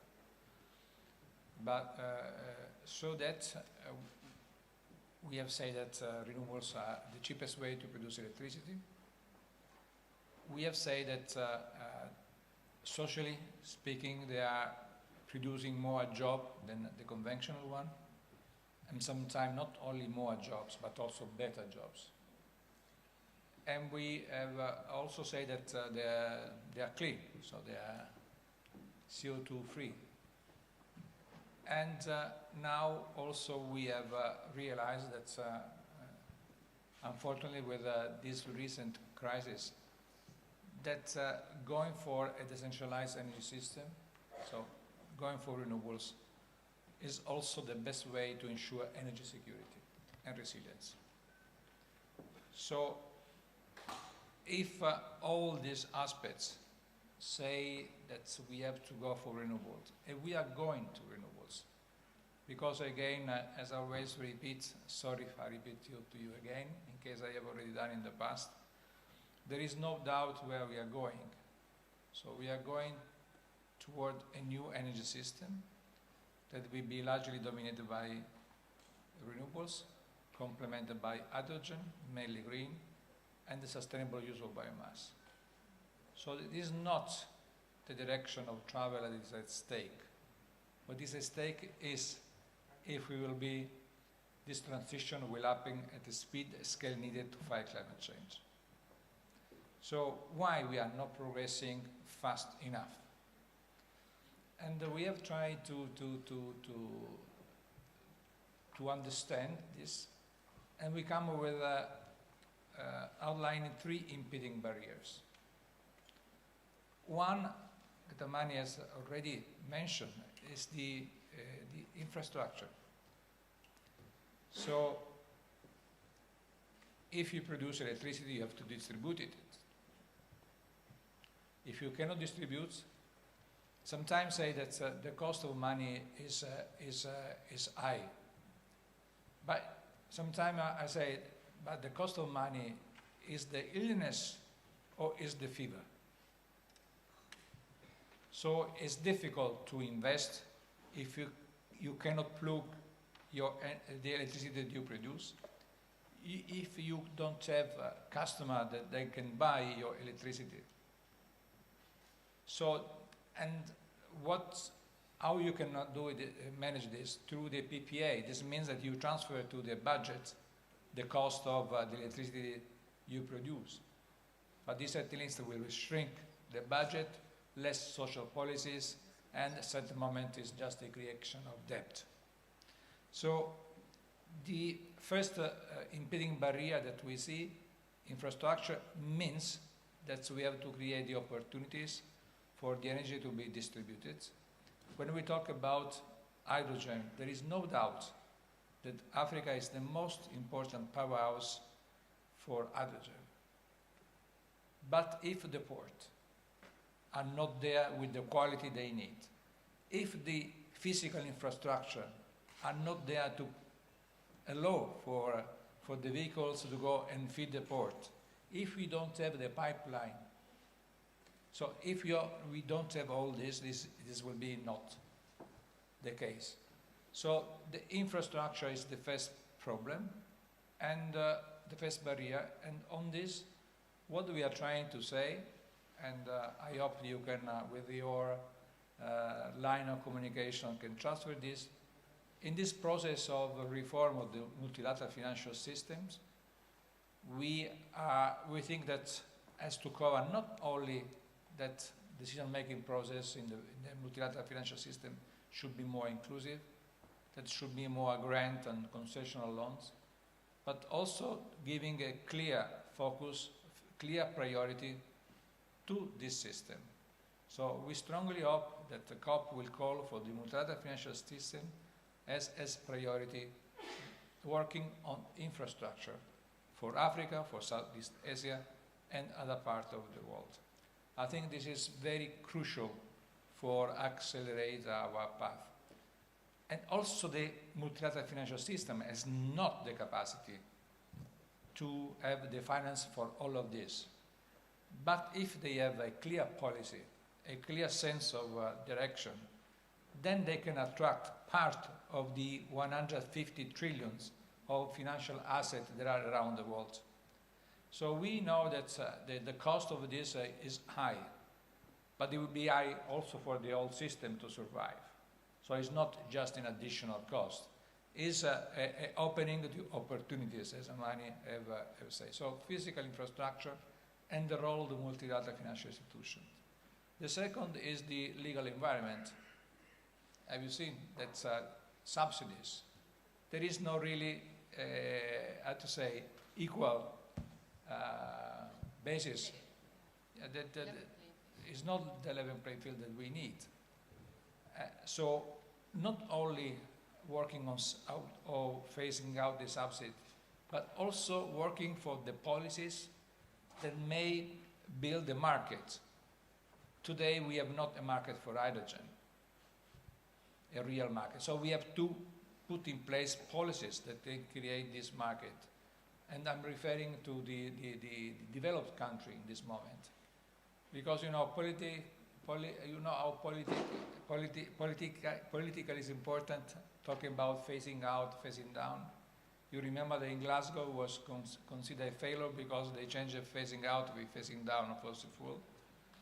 Honestly, I think that is I don't want to say something that could be not polite to this call, but what we have to call is for phasing out the demand of fossil fuel, not fossil fuel as such. Because if people will not demand fossil fuel, no one can sell fossil fuel. So what is important that developed world start to make the change and put in place policies that can favor this. And one that you are student, you know that actually in this actual market, the price is fixed following the cost marginal rule, the marginal cost rule. No? This not apply for renewables. It's disadvantage for renewables because renewables have a high cost at the beginning, a low cost operational cost. So we need a market design in favor of long-term contracts. So these are also measures that are important to put in place. And I'm finishing because it seems that she's nervous. And the third point is the institutional capacity that is not yet there as it should be, and the skilled workforce. I think the university has to have a different curriculum for the engineer and others, as we need more skilled workforce. Perhaps the private sector may also invest more, but they say that they have not the skilled workforce for it. Thank you very much. Thank you. Lydia, I would like to jump on some of the points that Francesco mentioned, if you don't mind. No, please do. Yeah. Because there's a tricky thing here. I mean, I agree. I mean, with most what he said. I think generally that's plausible. But especially when it comes to demand, this is where maybe I would differ. It's true that we need to reduce the demand. And some regions, like in Europe, the demand, was reduced by almost 10% last year. Mainly, using the price more expensive, so you use less. But we want energy efficiency to become the norm. We want to, use energy, but use them in a much more efficient manner. Whether in industries, to start using digital solutions, to decarbonize, to recycle, to circularity, new systems, and so on and so forth. You want to use it for cars, for air conditioning at the personal level. Use better transmission lines because for us, the few grids that we have, we lose 20 to 40% of energy, because of these old lines. So there are ways, and energy efficiency is very much important, and it's something, remember, Francesco, that we are also emphasizing in this crop, that we need to double energy efficiency. So we work here on the demand. However, in the case of Africa, I did mention that we don't have access for the electricity, for instance, to be affordable, because that's another important objective for us. For it to be affordable, we need to increase the demand. We need to have much more people and industries using electricity for the prices to go down. But as I said, to increase the demand wisely and to optimize the use of whatever electricity or energy being produced in order to cater for the needs while at the same time to make the energy more affordable. So the word demand here really changes from one place to another. I hope I'm not contradicting you much, Francesca. But I think Ramon Perhaps, Just perhaps my English was, just to clarify, because my English was not correct. I was not talking about decreasing the demand as such. I was talking about switching the demand from fossil fuel to clean energy. Thank you for the clarification. I really would like to invite you to be my economics professor of changing substitutes, as you've very clearly defined. But I would now... Yeah, just. I would like to move, Ramon. Let me reinforce a little more Yes. of what Francesco was saying. I absolutely agree that infrastructure is crucial, finance is crucial, but let me emphasize on one point that you have mentioned. I mean, we used to think that because renewables are cheapest and create jobs, etc., then transition is going to happen spontaneously. This will not happen. I mean, we have to guide markets in the correct directions.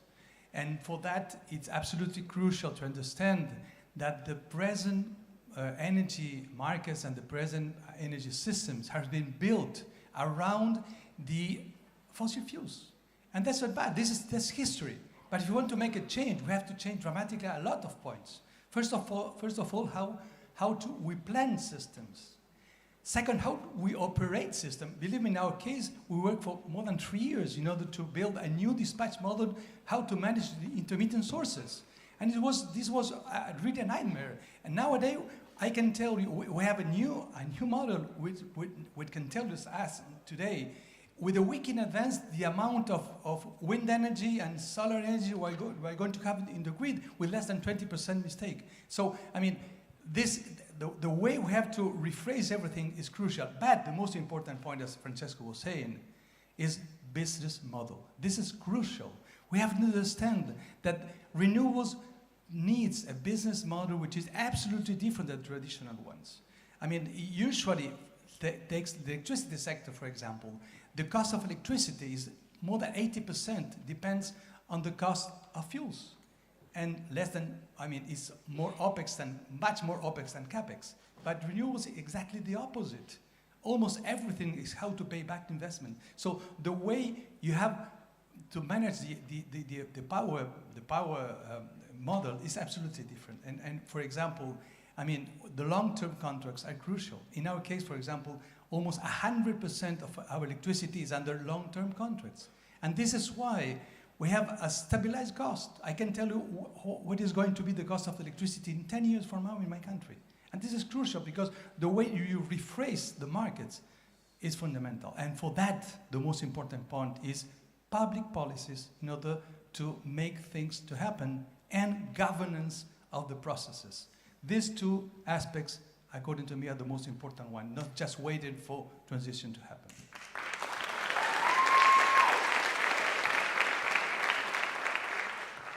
Thank you so much, Ramon, and also adding that aspect that we need to be proactive, that we can't just let the market regulate itself, because we need to be more proactive in the sense that we have these subsidies, we have these pricing mechanisms, because then we'll really be able to shape the energy transition in a way that is able to be most effective for the different geographical markets that we've talked about in the session today.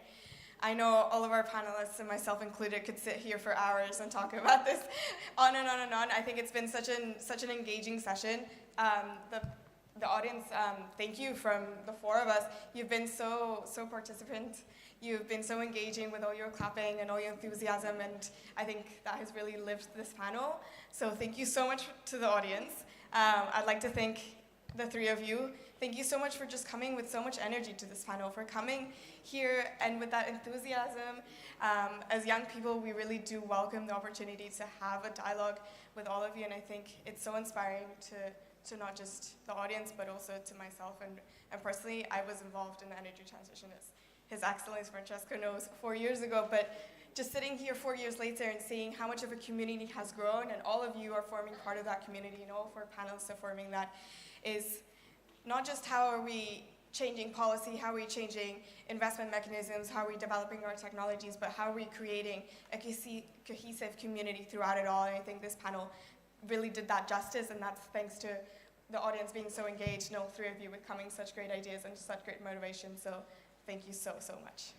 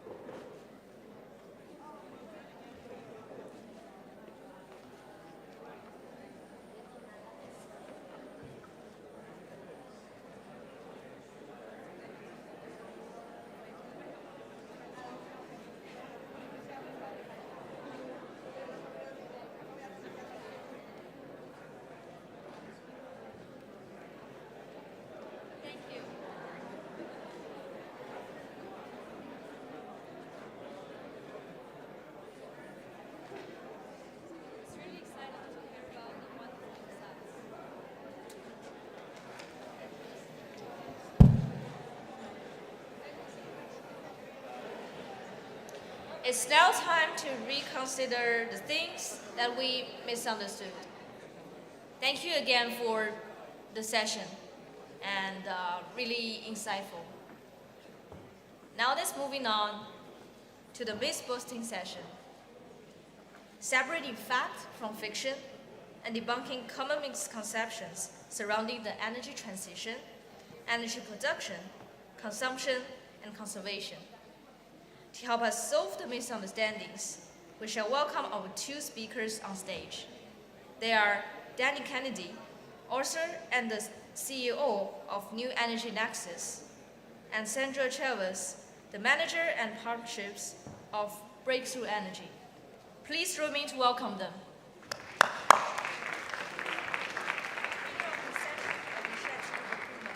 Senior Director of Policy and Communications at Student Energy.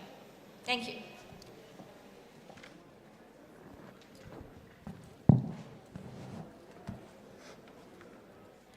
Hi, everyone. That was an amazing session. Thank you, Lydia, for moderating, and our 3 panelists. That was incredible.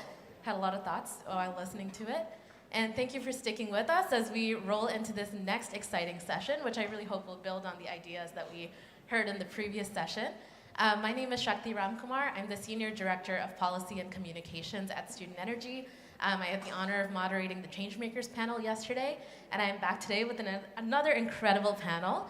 So before we begin, I'll just introduce who these 2 amazing people are. So first up, we have Danny Kennedy. Danny is the CEO of New Energy Nexus. New Energy Nexus is a global platform for funds and incubators with chapters and partners in a lot of countries, including the US, China, Indonesia, Vietnam, Thailand, Australia, Philippines, Uganda, Nigeria, and India, really everywhere. He oversees the Cal Seed Fund of $43 million for very early stage companies, driving innovation and building equity in the California economy, as well as the $12 million Cal Test Bed Initiative with the University of California. He is an advisor to several companies and is chair of the board of Third Directive, a joint venture with Rocky Mountain Institute. He's also a longtime friend and mentor of Student Energy, and we'll talk a little bit more about our history together as we get into this panel. And also on our panel is Sandra Chavez, who is the manager in the partnerships team at Breakthrough Energy. She's responsible for building productive and collaborative relationships with corporate, philanthropic, investment, and other public and private sector partners, primarily in the Americas region.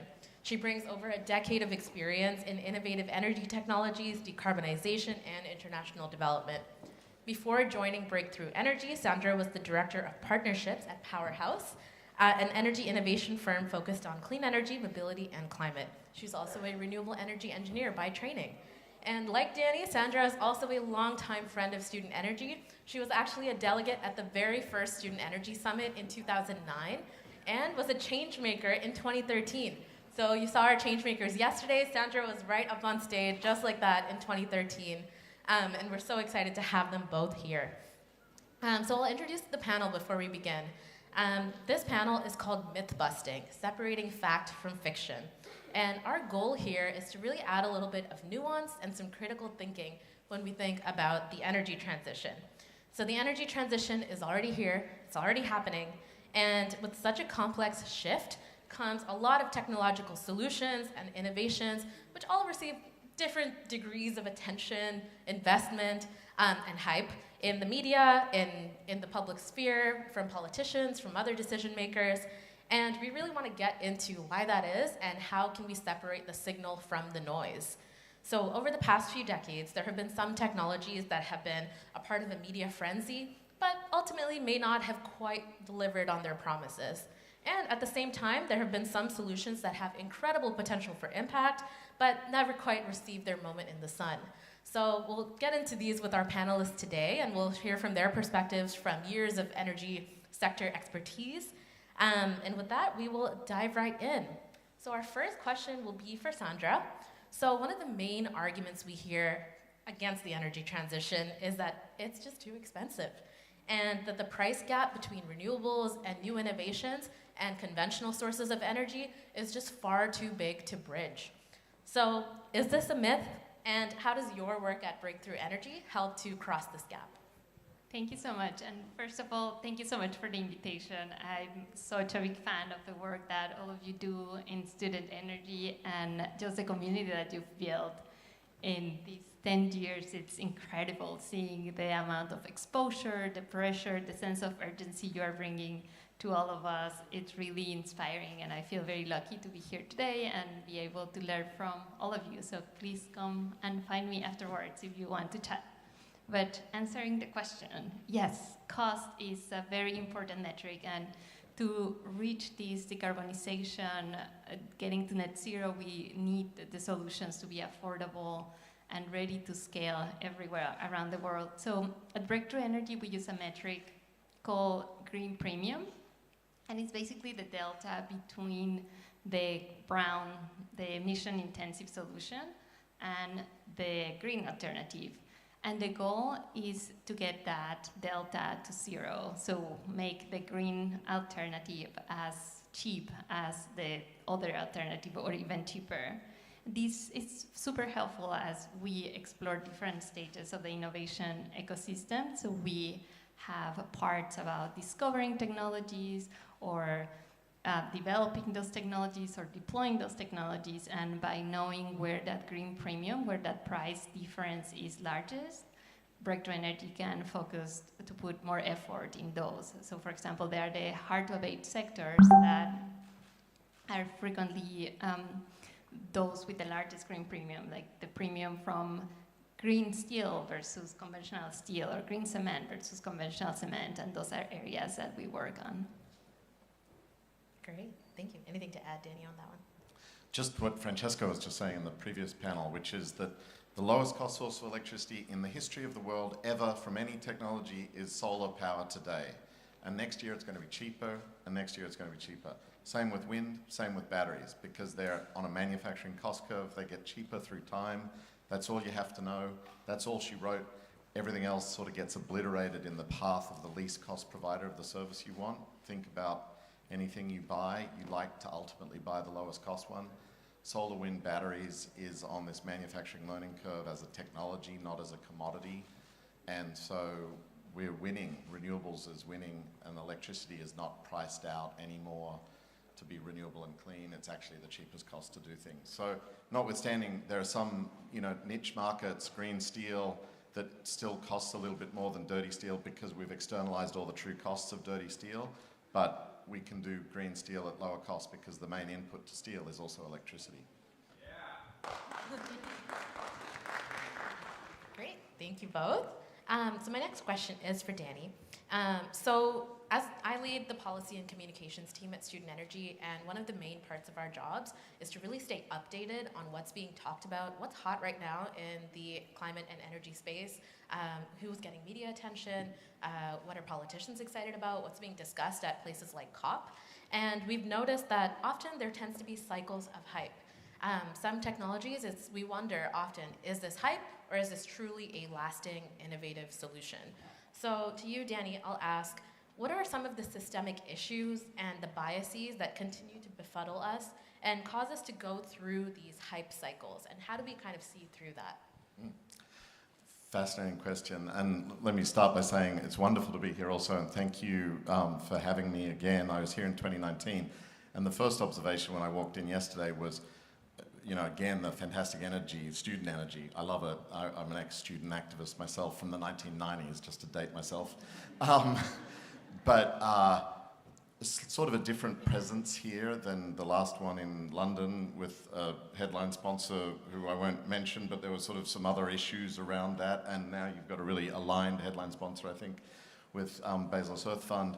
And I think that answers some of the question, because my thought yesterday was that there are more people here interested in the butterfly that we're becoming than experts in the caterpillar that we were. I don't know whether you all know what I'm talking about, probably not. It's a Buckminster Fuller idea that, when you think about metamorphosis and transformation, which is what we're going through this decade with the energy systems and everything downstream of them, it's like the transition of a caterpillar to a butterfly.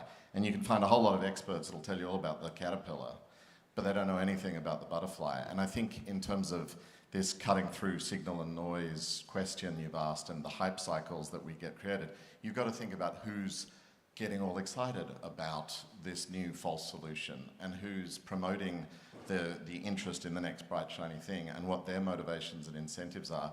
And you've got to go back to sort of first principles thinking and systemic thinking. And so, don't be linear about this is the first thing. Just like a caterpillar completely changes into a very different beast called a butterfly, we're going to change in the next decade into a very different society running on systems that are fresh from the sky, basically, rather than dug up from underground. And that's a very different reality.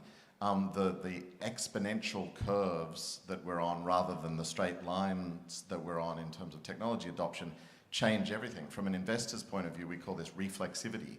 If you look at like how the oil and gas industry is no longer investing their profits over the last couple of years in upstream, but rather in debt paybacks and dividends, it's because they also see this. That's what we're understanding now, that we're not going to invest in repeating those old cycles. We're going to invest in the new cycles and new creation. So we've got to get out of the linear thinking, out of sort of looking at laggard indicators. People say things like, oh, but 80% of power in the system is still from fossil fuels. Doesn't matter when 80% of new additions to the system are renewable. That's what you as young people are going to live with, because depreciation means the existing system's going to die, go away, just natural retirements, and then we're going to live with the new things. So you've got to train your brain to think in ways that are non-linear, that are not stuck in backward thinking, that are understanding the reflexivity and the ceiling of possibility is what I'd suggest to you as young people. We get stuck on hard to abate and what's the floor of this and, the last 10% or whatever. But the fact is, since I've been in the game in the early 90s as a student, what was even imaginable has changed dramatically. I remember when 5% of solar in a grid was ridiculous. To hear that Uruguay is running on 98% renewable power today is wonderful, and it just means that the ceiling keeps on moving and the headroom and space for you to play and create and do your thing over your lives is going to be wonderful and fantastic. Just get yourselves out of the sort of stuck in the reaction to the news cycle and what the politicians are talking about, because you've got to wonder what they're thinking and why they're talking about it, and just look at the systems, look at the change trends, and understand that this is a period of massive disruption for the better. Thank you, Danny. Anything to add, Sandra? Just thinking about the times when $1 per watt was the maximum imaginable limit and how we've crushed that, and just excited for the scenarios in the future that I cannot even imagine today. Great. So next up, a little bit of a rapid fire round. So over the past couple of days, I've been walking around and talking to delegates, and I've been asking questions about, some of the emerging technological solutions that you're all curious about. I would love to get a rapid fire hot take from both of our panelists about some of the most common solutions, energy solutions that were mentioned. So give us a reality check about what's exciting about these solutions and maybe what we should be cautious about or thoughtful about as we proceed forward. So one of the top ones that a lot of students, both here and in my work, have mentioned is hydrogen. So maybe I'll go to you, Sandra, first. What's your hot take on hydrogen? Ooh. Okay, so hydrogen is one of the topics that we at Breakthrough Energy are focused in this COP. And the first note is that when we think of hydrogen, we think of clean hydrogen. So green hydrogen produced from renewables. And this is an interesting decarbonization vector because it brings possibilities to achieve higher temperatures or to decarbonize processes where electrification is not possible for those 1,000 degrees Celsius type of processes. So that's hydrogen is one that we are keeping a close eye on. Great. You, Danny? I would be cautious about hydrogen. I think it is one of these things that has a propensity towards hype. I think a lot of countries are pegging their futures on a hydrogen diversification strategy, and not everyone will be able to do it. There's about a $100 billion market for hydrogen today, which should be done with green hydrogen. No question, better, cheaper, faster, do that, $100 billion. But if you're planning on rigging an export economy onto hydrogen exports, you got to think about shipping. How do you do that in an efficient way, which is very hard because the boat will burn more fuel than you'll be able to carry, just by physics. So we've got to think about these applications, and where electrification will stop is unclear to me. We've had this debate for a number of years now, and hydrogen keeps on getting squeezed out of applications and end uses. So 100% we need to do it, and we'll do it in markets and places. But particularly for the politicians amongst you, hopefully not too many, I'd be careful about pegging your future to that. Great. Next up on our rapid fire round, another one that comes up often among young people is carbon capture and storage. And of course, there's lots of different types, so you can touch on anything. But what's your reality check on carbon capture and storage? Maybe Danny first, and then. Okay, and I'll try to be quick. I mean, similarly, don't believe the hype. This is a cost imposed on systems. So when we say, if you believe the statement Francesco made and repeated that the lowest cost production of electricity is from renewables, wind and solar, then to assume you're going to continue to use fossil fuels in decades to come because you can add another industrial process to that, you're going to add cost to that. So you're already competing with a cheaper thing, and then you're going to make your thing more expensive. So it's just unlikely to survive in the law of the jungle, if you will, in the market, if we go to low-cost things, unless politics gets in the way. So again, I'd just be careful about how much emphasis. There may be some applications, there may be some places, there may be some parts of the transition that have CCS, but we're moving in a different transformative direction. Yeah, I will agree with Danny, and maybe I will tweak this a little bit to carbon removals overall. So to address historic emissions, the carbon that is already in the atmosphere, as studies have shown, just the trajectory where we are, there is just so much carbon that we will need to remove. So part of our work is working both on engineering and on natural carbon removal solutions to address those historical emissions that are in the atmosphere. Great. I just have a last couple on our rapid fire round. This one is on nuclear. So any quick thoughts on nuclear? Maybe Sandra first this time?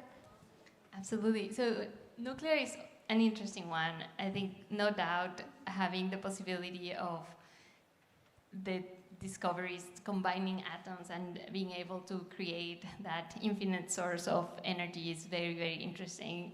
But if we wait for that, it's unclear what the timeline could be, and we might be too late if we are putting a bet on a technology that is not quite there. So in addition, at the moment, there are the advanced nuclear reactor and other solutions that are available and that we can start deploying. So there are companies like Commonwealth Fusion Systems that are doing things like that in the US. I'm going to sound like a broken record, cost. So, you know, the systemic thinking that I do is around, you know, how markets tend towards the lowest cost provider of services. So the lowest cost provider of services, we've said repeatedly here, is wind and solar plus storage. Nuclear has had a negative learning curve through its history, and unfortunately it hasn't been able to beat that with some of these new companies. You know, the NuScale failure last month is a good example. It just takes a lot of money. And if you're willing to put money into it as a government, which, you know, some governments are willing to do, maybe in time. But the other thing for you all is time. There's a you know, a time value of carbon here. And so if nuclear is going to be the thing in the 2050s, as it was going to be in the 1950s, by the way, that's too late. You know, technologies that aren't prototyped this decade aren't that useful to us in the climate fight. Speed is justice, right? And so we've got to be real about what's going to solve energy demand growth, and nukes ain't it.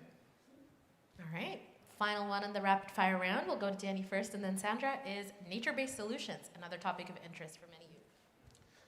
And here's one that I'll be less critical of, and I think it had a bit of hype a couple of years ago maybe, but we should lean in on that and work it out and work with Mother Nature. I thought the amazing performance by NYU AD, give it up for the performers this morning, spoke to our mother and how we have to live in harmony with nature and work out the machines that are the best for us. I would suggest trees are probably the best carbon capture, along with kelp and a couple other things, soil, but nature-based solutions, big and important area for work. Yeah, absolutely, and I agree with that. We also invest in nature-based solutions, and the criticism they received, or the cautionary part here, is that they are not permanent. So those trees, if they are wildfires, like in California where I live, the emissions could get back to the atmosphere. But to say that they are new tools that help us be more rigorous on preventing that side, as well as having monitoring, verification, and ensuring that those removals of carbon remain in the trees at a low cost. Great, thank you both. And as you were listening to these hot takes, if you felt, oh, I don't agree with that, or I really liked what they said, that's exactly the point. We encourage everyone in this room to do your own critical thinking and form your own perspectives, your own worldviews, based on a systems level understanding of the energy system. And that's something we think young people are already so good at. So I hope that was helpful for you to kind of test out your own assumptions, your opinions, your likes and dislikes. We're nearing the end of our panel here, so I'll ask one more rapid fire question before we go to our final closer. What's one energy solution or issue that you feel is underrated that you would love for the delegates to go learn more about? Maybe I'll start with Sandra first. Perfect. So I would say this, buildings. Buildings is one that if we take into account emissions, or at least how Bill Gates split emissions in his book, How to Avoid a Climate Disaster, there are 5 sectors in order. Will be manufacturing, electricity, transport, food and ag, and then buildings be the lowest one. But when we take into account the carbon that we consume, or the emissions associated with the energy consumption, as well as the emissions from the materials, the embodied carbon from the cement, from the steel that took to build, buildings will take lion's share of emissions. So there are so many opportunities, especially for you to involve at a local level in your cities, with your universities, in your home, to make buildings more efficient. There are solutions. I've been just so impressed talking about the green premium. This is a sector where the green premium is very low because technologies are ready and are available. We just need to find innovative business models and ways to deploy them. So smart controls for the buildings, double glazed windows, more efficient heating and cooling, and I can go on and on and on, but it's a very exciting space. You had me at double glazed windows. Over to you, Danny. Just on buildings, I'm not going to use that as my answer, but a little plug for New Energy Nexus for all you're doing buildings technology. We're running the Empire Technology Prize in New York to try to work out how to heat tall buildings in a decarbonised way. We've got a $10 million prize for the best technologists in that space. So have a look at the web for that.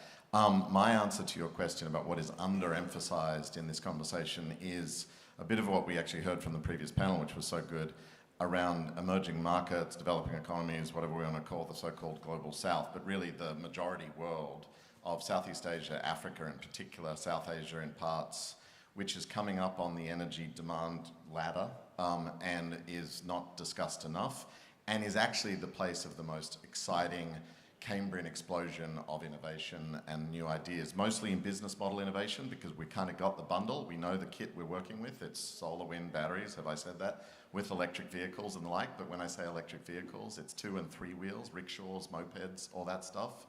And we've really got to lean in on that and work out how to support the incredible ingenuity of these communities across the African continent, across these regions, where energy demand growth is actually where emissions growth is going to be. And there's a lot of great startups doing cool things like, you know, using batteries as fungible assets in microgrids and motorbikes. I'm really interested in things like marine electrification, and I'm not talking about big ships, which is sort of another, you know, big ticket problem, but like coastal waterways. We've got entrepreneurs on Lake Victoria doing electric outboards, and in Bali in Indonesia trying to electrify marine transportation at that scale, and using the stuff coming out of the tuk-tuks of Asia and the bikes and the mopeds and stuff. You know, we've got to get back to basics, and these 600 million people who haven't even experienced electricity to date, and the billions who get shitty electricity at high cost and deserve what we all get for granted, or what many of us get for granted, to speak for myself. We've got to focus on that and lift that conversation up. Absolutely. Thank you, Danny. So, all right, everyone, we're nearing the end of our panel, so I just have one final question for both of you. So, Danny, it's been 4 years since we last had you on stage at our Student Energy Summit, and since then, Student Energy and New Energy Nexus have gone on to have quite an interesting collaboration. We've embarked on a whole new journey together. So, could you tell us a little bit more about that collaboration and just what it's been like to work with a youth-led organization? It's been amazing. Let me just say thank you all. Thank you, Shakti. Thank you, Helen. Thank you, everyone, for this incredible gift to the world that is Student Energy. I mean it sincerely. I mean, I admit I come out of this kind of community back in the 90s, but didn't do nearly as well. When we had conferences around the Earth Summit in 1992, which is where the sort of UN Framework Convention on Climate Change was born, we didn't have people like you. We had a bunch of rat bags, and I say that as one of them. And we didn't have the fantastic organization and the content and the information and the performances and the depth of this. So to work with a youth and student-led organization like Student Energy is a real privilege, to keep us inspired, basically, as an adult organization, an old people's organization, whatever we are now. But practically, it's also what we need. Just to explain New Energy Nexus in very brief terms, we support entrepreneurs to succeed in driving the energy transition. We want diverse entrepreneurs building equity and climate justice with climate solutions that are real here and now. Their biggest issue is talent. Money is no longer the biggest issue. As we've heard, the money is now flowing. You know, there will be more money invested in solar than oil this year for the first time in history. It's, you know, close to $1 trillion. It needs to be $3 trillion. We know that per annum. But the human capital question is now the constraint. And so, not to treat you like capital, but talent, people, engineers, brains, creative thinkers is what our entrepreneurs and startups need. So what we're trying to do with Student Energy as New Energy Nexus is a partnership to really focus in on green skills or new energy skills and lift up the pathways and career tracks that you all can take out of universities into entrepreneurial positions. We can support you if you want to start a startup. You can throw in your hat to one of our programs or cohorts around the world. We run 50 or 60 a year. And more importantly, we want to plug individuals in. So we want to start matchmaking and putting, you know, students into startup companies as interns, as fellows, getting them placed for jobs, doing all this sort of work. So our future with Student Energy is bright. It's sort of like the solutions movement is what we coined a couple of years ago. with student energy, and we really think this is the work that the world needs in this deployment decade. It's no longer about inventing new things. We have a clock ticking. We have to put the things we have in the world at a speed and scale, like we heard from Francesco, which history has never seen. And that's our work together, but you and your youthful student energy is what we think we need at New Energy Nexus for our startups to succeed. So thank you for the partnership, and look forward to working with you heaps in the years to come. Great. Thank you, Danny. And to you, Sandra, you are a Student Energy Summit OG, and we are so thrilled to see the amazing powerhouse you've become in the energy sector. So to close us off, what advice would you have for the delegates in the room who are just embarking on their careers, who are just starting their long journey in the energy sector? What advice would you have for them to become real critical thinkers and also a powerhouse? Thank you. You are far too kind, but it's been a pleasure to be part of this journey. And my advice will be to stay curious. You have access to so much information. There are new tools now, AI bots that can help you figure out anything you want. And I think leveraging that, asking questions, we really need all of your ideas. As Danny was mentioning, we need your innovations in business models and scientific discoveries. There is so much that we need to transform in this next decade, and I have no doubt that with brilliant minds like yours, we will get there. Awesome. So that brings us to the end of the panel. Thank you so much, both to our speakers. And I hope this panel and the ones previously have been a reminder that we are already leaders in the energy space, and that despite the urgency we face, we still have room to be creative, solutions-oriented, thoughtful, justice-oriented, and we can tackle all these complex problems at once. So thank you again, and I will pass it back to our MCs. Thanks so much.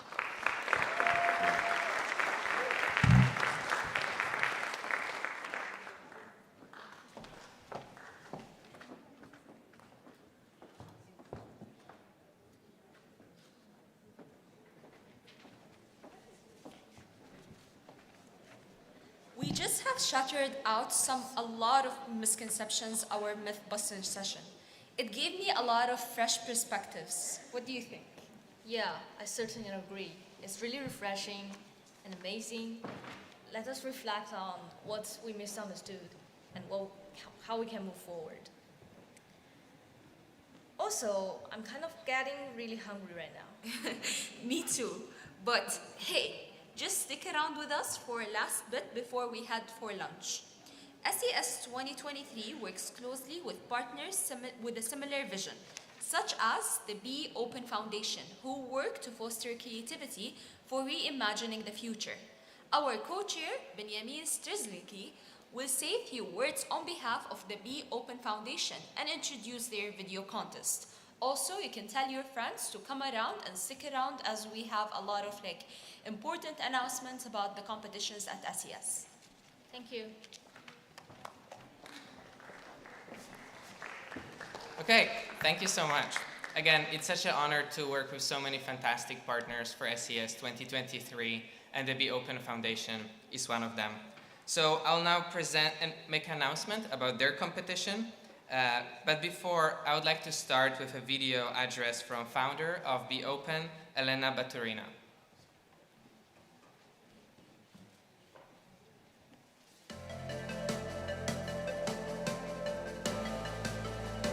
Dear hosts and participants of the Summit 2023, we are glad that Be Open has become a part of this outstanding event. For the past 5 years, we at the Be Open have worked to support the Sustainable Development Goals by running international student design competitions. The objective of competitions is to raise awareness of SDGs and contribute to the achieving them. We do that via recognizing, showcasing, and promoting the best design ideas and projects. Our latest competition was fully dedicated to sustainable energy, and we collected many outstanding, well-researched, creative projects from your peers all over the world. Educating and motivating young people to become leaders of the energy sector by offering them a platform for discussion and exchange of ideas is what we believe is the best way forward. Let this event bring ideas, knowledge, inspiration, encouragement, and don't forget to have a great time.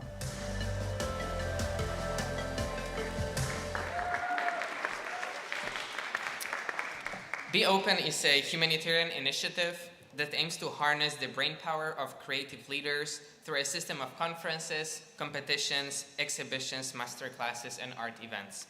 Since its founding in 2012, Be Open has been exploring unique ways of fostering creativity to support a better future.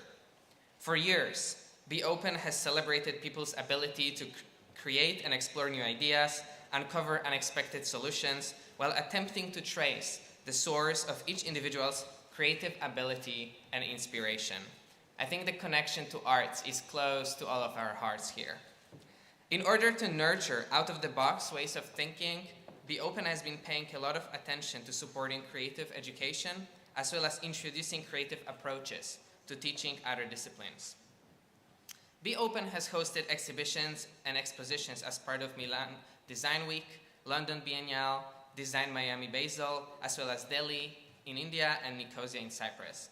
Be Open's installations were located in London's Trafalgar Square, Chelsea College, Milan Politecnico, and Brera Garden, with hundreds of thousands of visitors. Each of these events was accompanied by talks, panel sessions, and lectures on such topics as the future of making, educating innovators, and sustainable design. Since 2012, Be Open has run 11 international student competitions in the sphere of design and innovations, with over 10,000 participants overall. We know many of you like competitive spirit, so maybe it will be an opportunity for you to engage in the future. Because the foundation has awarded more than 100 students and young professionals since. The last 4 competitions together form one, and with the ongoing one, form Be Open's SDG-focused competition program. Second Life in Design 2019 and 2020 called for solutions for SDG 12, responsible consumption and production. Design for Sustainable Cities focused on SDG 11, sustainable cities and communities. Design to Nurture the Planet ran in 2021, and it focused on SDG 2, Zero Hunger. Lastly, Better Energy by Design, happening earlier this year, focused on SDG 7, on providing access to affordable and clean energy. Among the delegates of our summit, we are very excited to welcome the winners of the Better Energy by Design competition. In this competition, the jury gave a prize of 5,000 euros to Miguel Acebron, who is a graduate of University of Navarra in Spain, for the prototype of Botijo, a fridge that works with water and wind, a new take on a traditional Spanish porous clay vessel used to cool water. Miguel's prototype allows cooling the contents of the Botijo below 5 degrees Celsius by boosting the drying of the outer surface with an airflow. The second prize of 3,000 euros was awarded to Xinzhou from the School of Design at Zhejiang Sci-Tech University in China for Engersha. Let heartbeats generate electricity. The project researches the feasibility of transforming human kinetic energy into usable electric energy by using the piezoelectric effect of the 2D material nanofibers, such as MO52 in clothing. The third prize of 2,000 euros went to Naama Nikotra, a recent BA in industrial design from the Holland Institute of Technology in Israel. Naama's Naked Pack is a concept series of naked food dishes wrapped in algae-based bioplastic that can be augmented with spices and cooked and eaten with its contents. Be Open's Choice Prize of 3,000 euro went to Kevin Sulca, an architect and graduate from Universidad Nacional de Ingeniería in Peru. His project, Intergenerational Urban Furniture, proposes a versatile modular furniture that combines reading and play spaces with hydroponic gardening to generate economic and food sustenance to communities with a shortage of green area, so that different generations within a community could interact and learn from each other. And last but not least, the public award of 2,000 euros went to a team from Politecnico di Milano, Ivana Sampio, Raidan, Ziben Zhang, Yang Xingfang Sun, Miriam Host, Lorenzo Longieri, and Etche Nur Temel. For Breeze, a modular system designed to be adapted to the facades of buildings. It creates a vertical garden that works as insulation and shading panel, helping households save energy. So if you are at least just as inspired as I am, let's put our hands together for winners of this competition.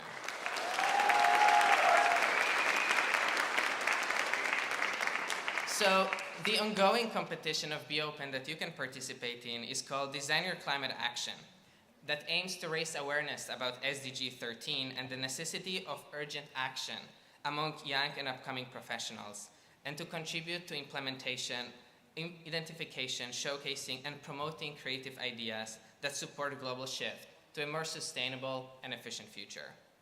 Achieving the impossible without ensuring that the growing number of governments, municipalities, businesses, communities, households, and individuals use green technologies and ground their day-to-day lives in sustainability principles.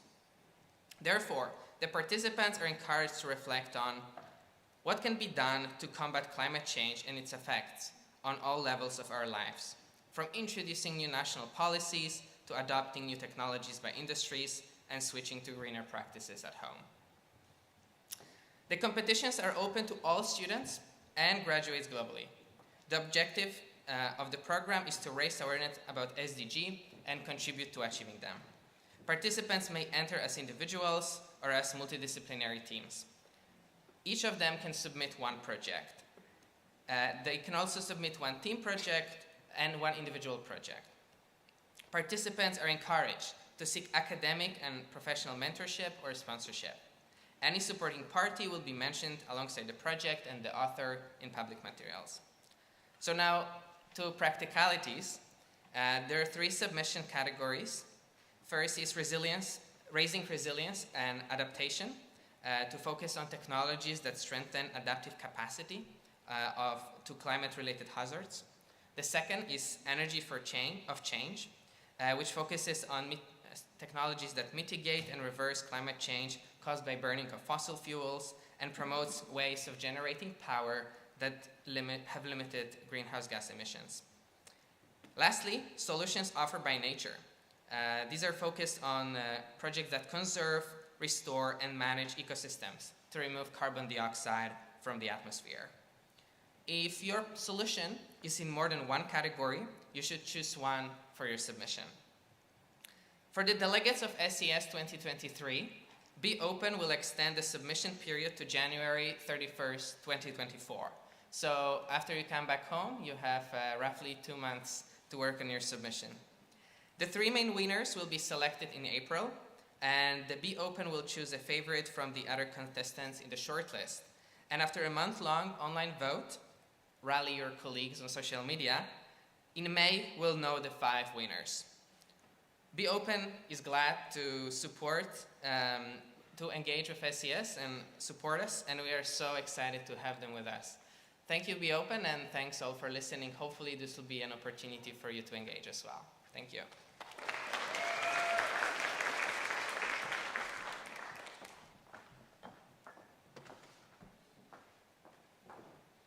Thank you, Benji. Now I'd like to welcome Rodala Relyan, the Global Partnerships Coordinator at Student Energy, to introduce the next steps regarding the Innovation Jam. Hi everyone. Okay, I know we're super hungry, so I'll keep this super short. I'd like to share some updates regarding the Innovation Jam before we head off to lunch. If you are one of the 23 teams who have been selected to participate in the Innovation Jam, immediately after lunch, you and your team will report to the room you were assigned to via the WUVA app and email to meet with your mentors. They'll ask you a few questions about your idea to help you thoroughly explore it, and you'll also have the opportunity to ask them questions as well.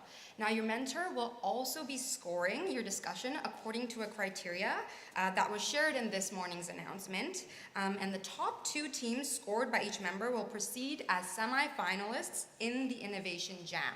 So at tonight's gala dinner, we're going to actually have your fellow delegates vote on the top ideas that will then be presenting tomorrow in the finals at the COP venue that we'll be going to. Just remember, this isn't a time for you to be pitching your idea and trying to sell it to your mentor. Obviously, explain what it is, but it's really a time for you to discuss with your mentor, work through you know, what are the best cases of your idea and where some of your fall throughs might be, and you'll be asking each other questions, and yeah, it's just a time to collaborate. So to help you prepare for your mentor session and get the most out of it, we do recommend you meet with your team at lunchtime to prepare some questions you'll want to ask them, and identify any areas of concern and where you lack the most clarity. So if you have any questions regarding these next steps, please submit them via the Google form that was once again shared in this morning's announcement. And for those who are not taking part of the Innovation Jam, you'll basically be getting the time to network with each other, get some photos in, and all of that. So, okay, with that, let's head out to lunch.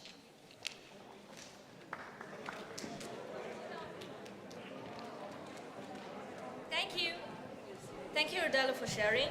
And let me just once again emphasize where we can have lunch and the fair that we're holding. So we have now reached the end of our program at the Red Theater for today. The lunch break will last for 1 hour. Lunch will be served at the Torch Club on top of the East Dining Hall D2 for delegates arriving from Rotana Yas.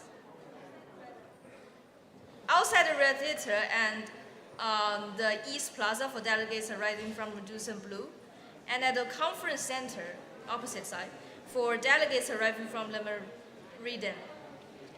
In addition, we encourage all to seize the opportunity to connect with the booths by the representatives of different energy companies and sectors located in the conference center. Lunch and the fair would run for about 1 hour. Please note that after that, the Innovation Jam will take place. So please be by the venue by 12:50. And thank you so much for your attendance today. Now, please find a comfortable spot and discuss the flow of the energy sector and your future plans. Thank you so much. Thank you so much.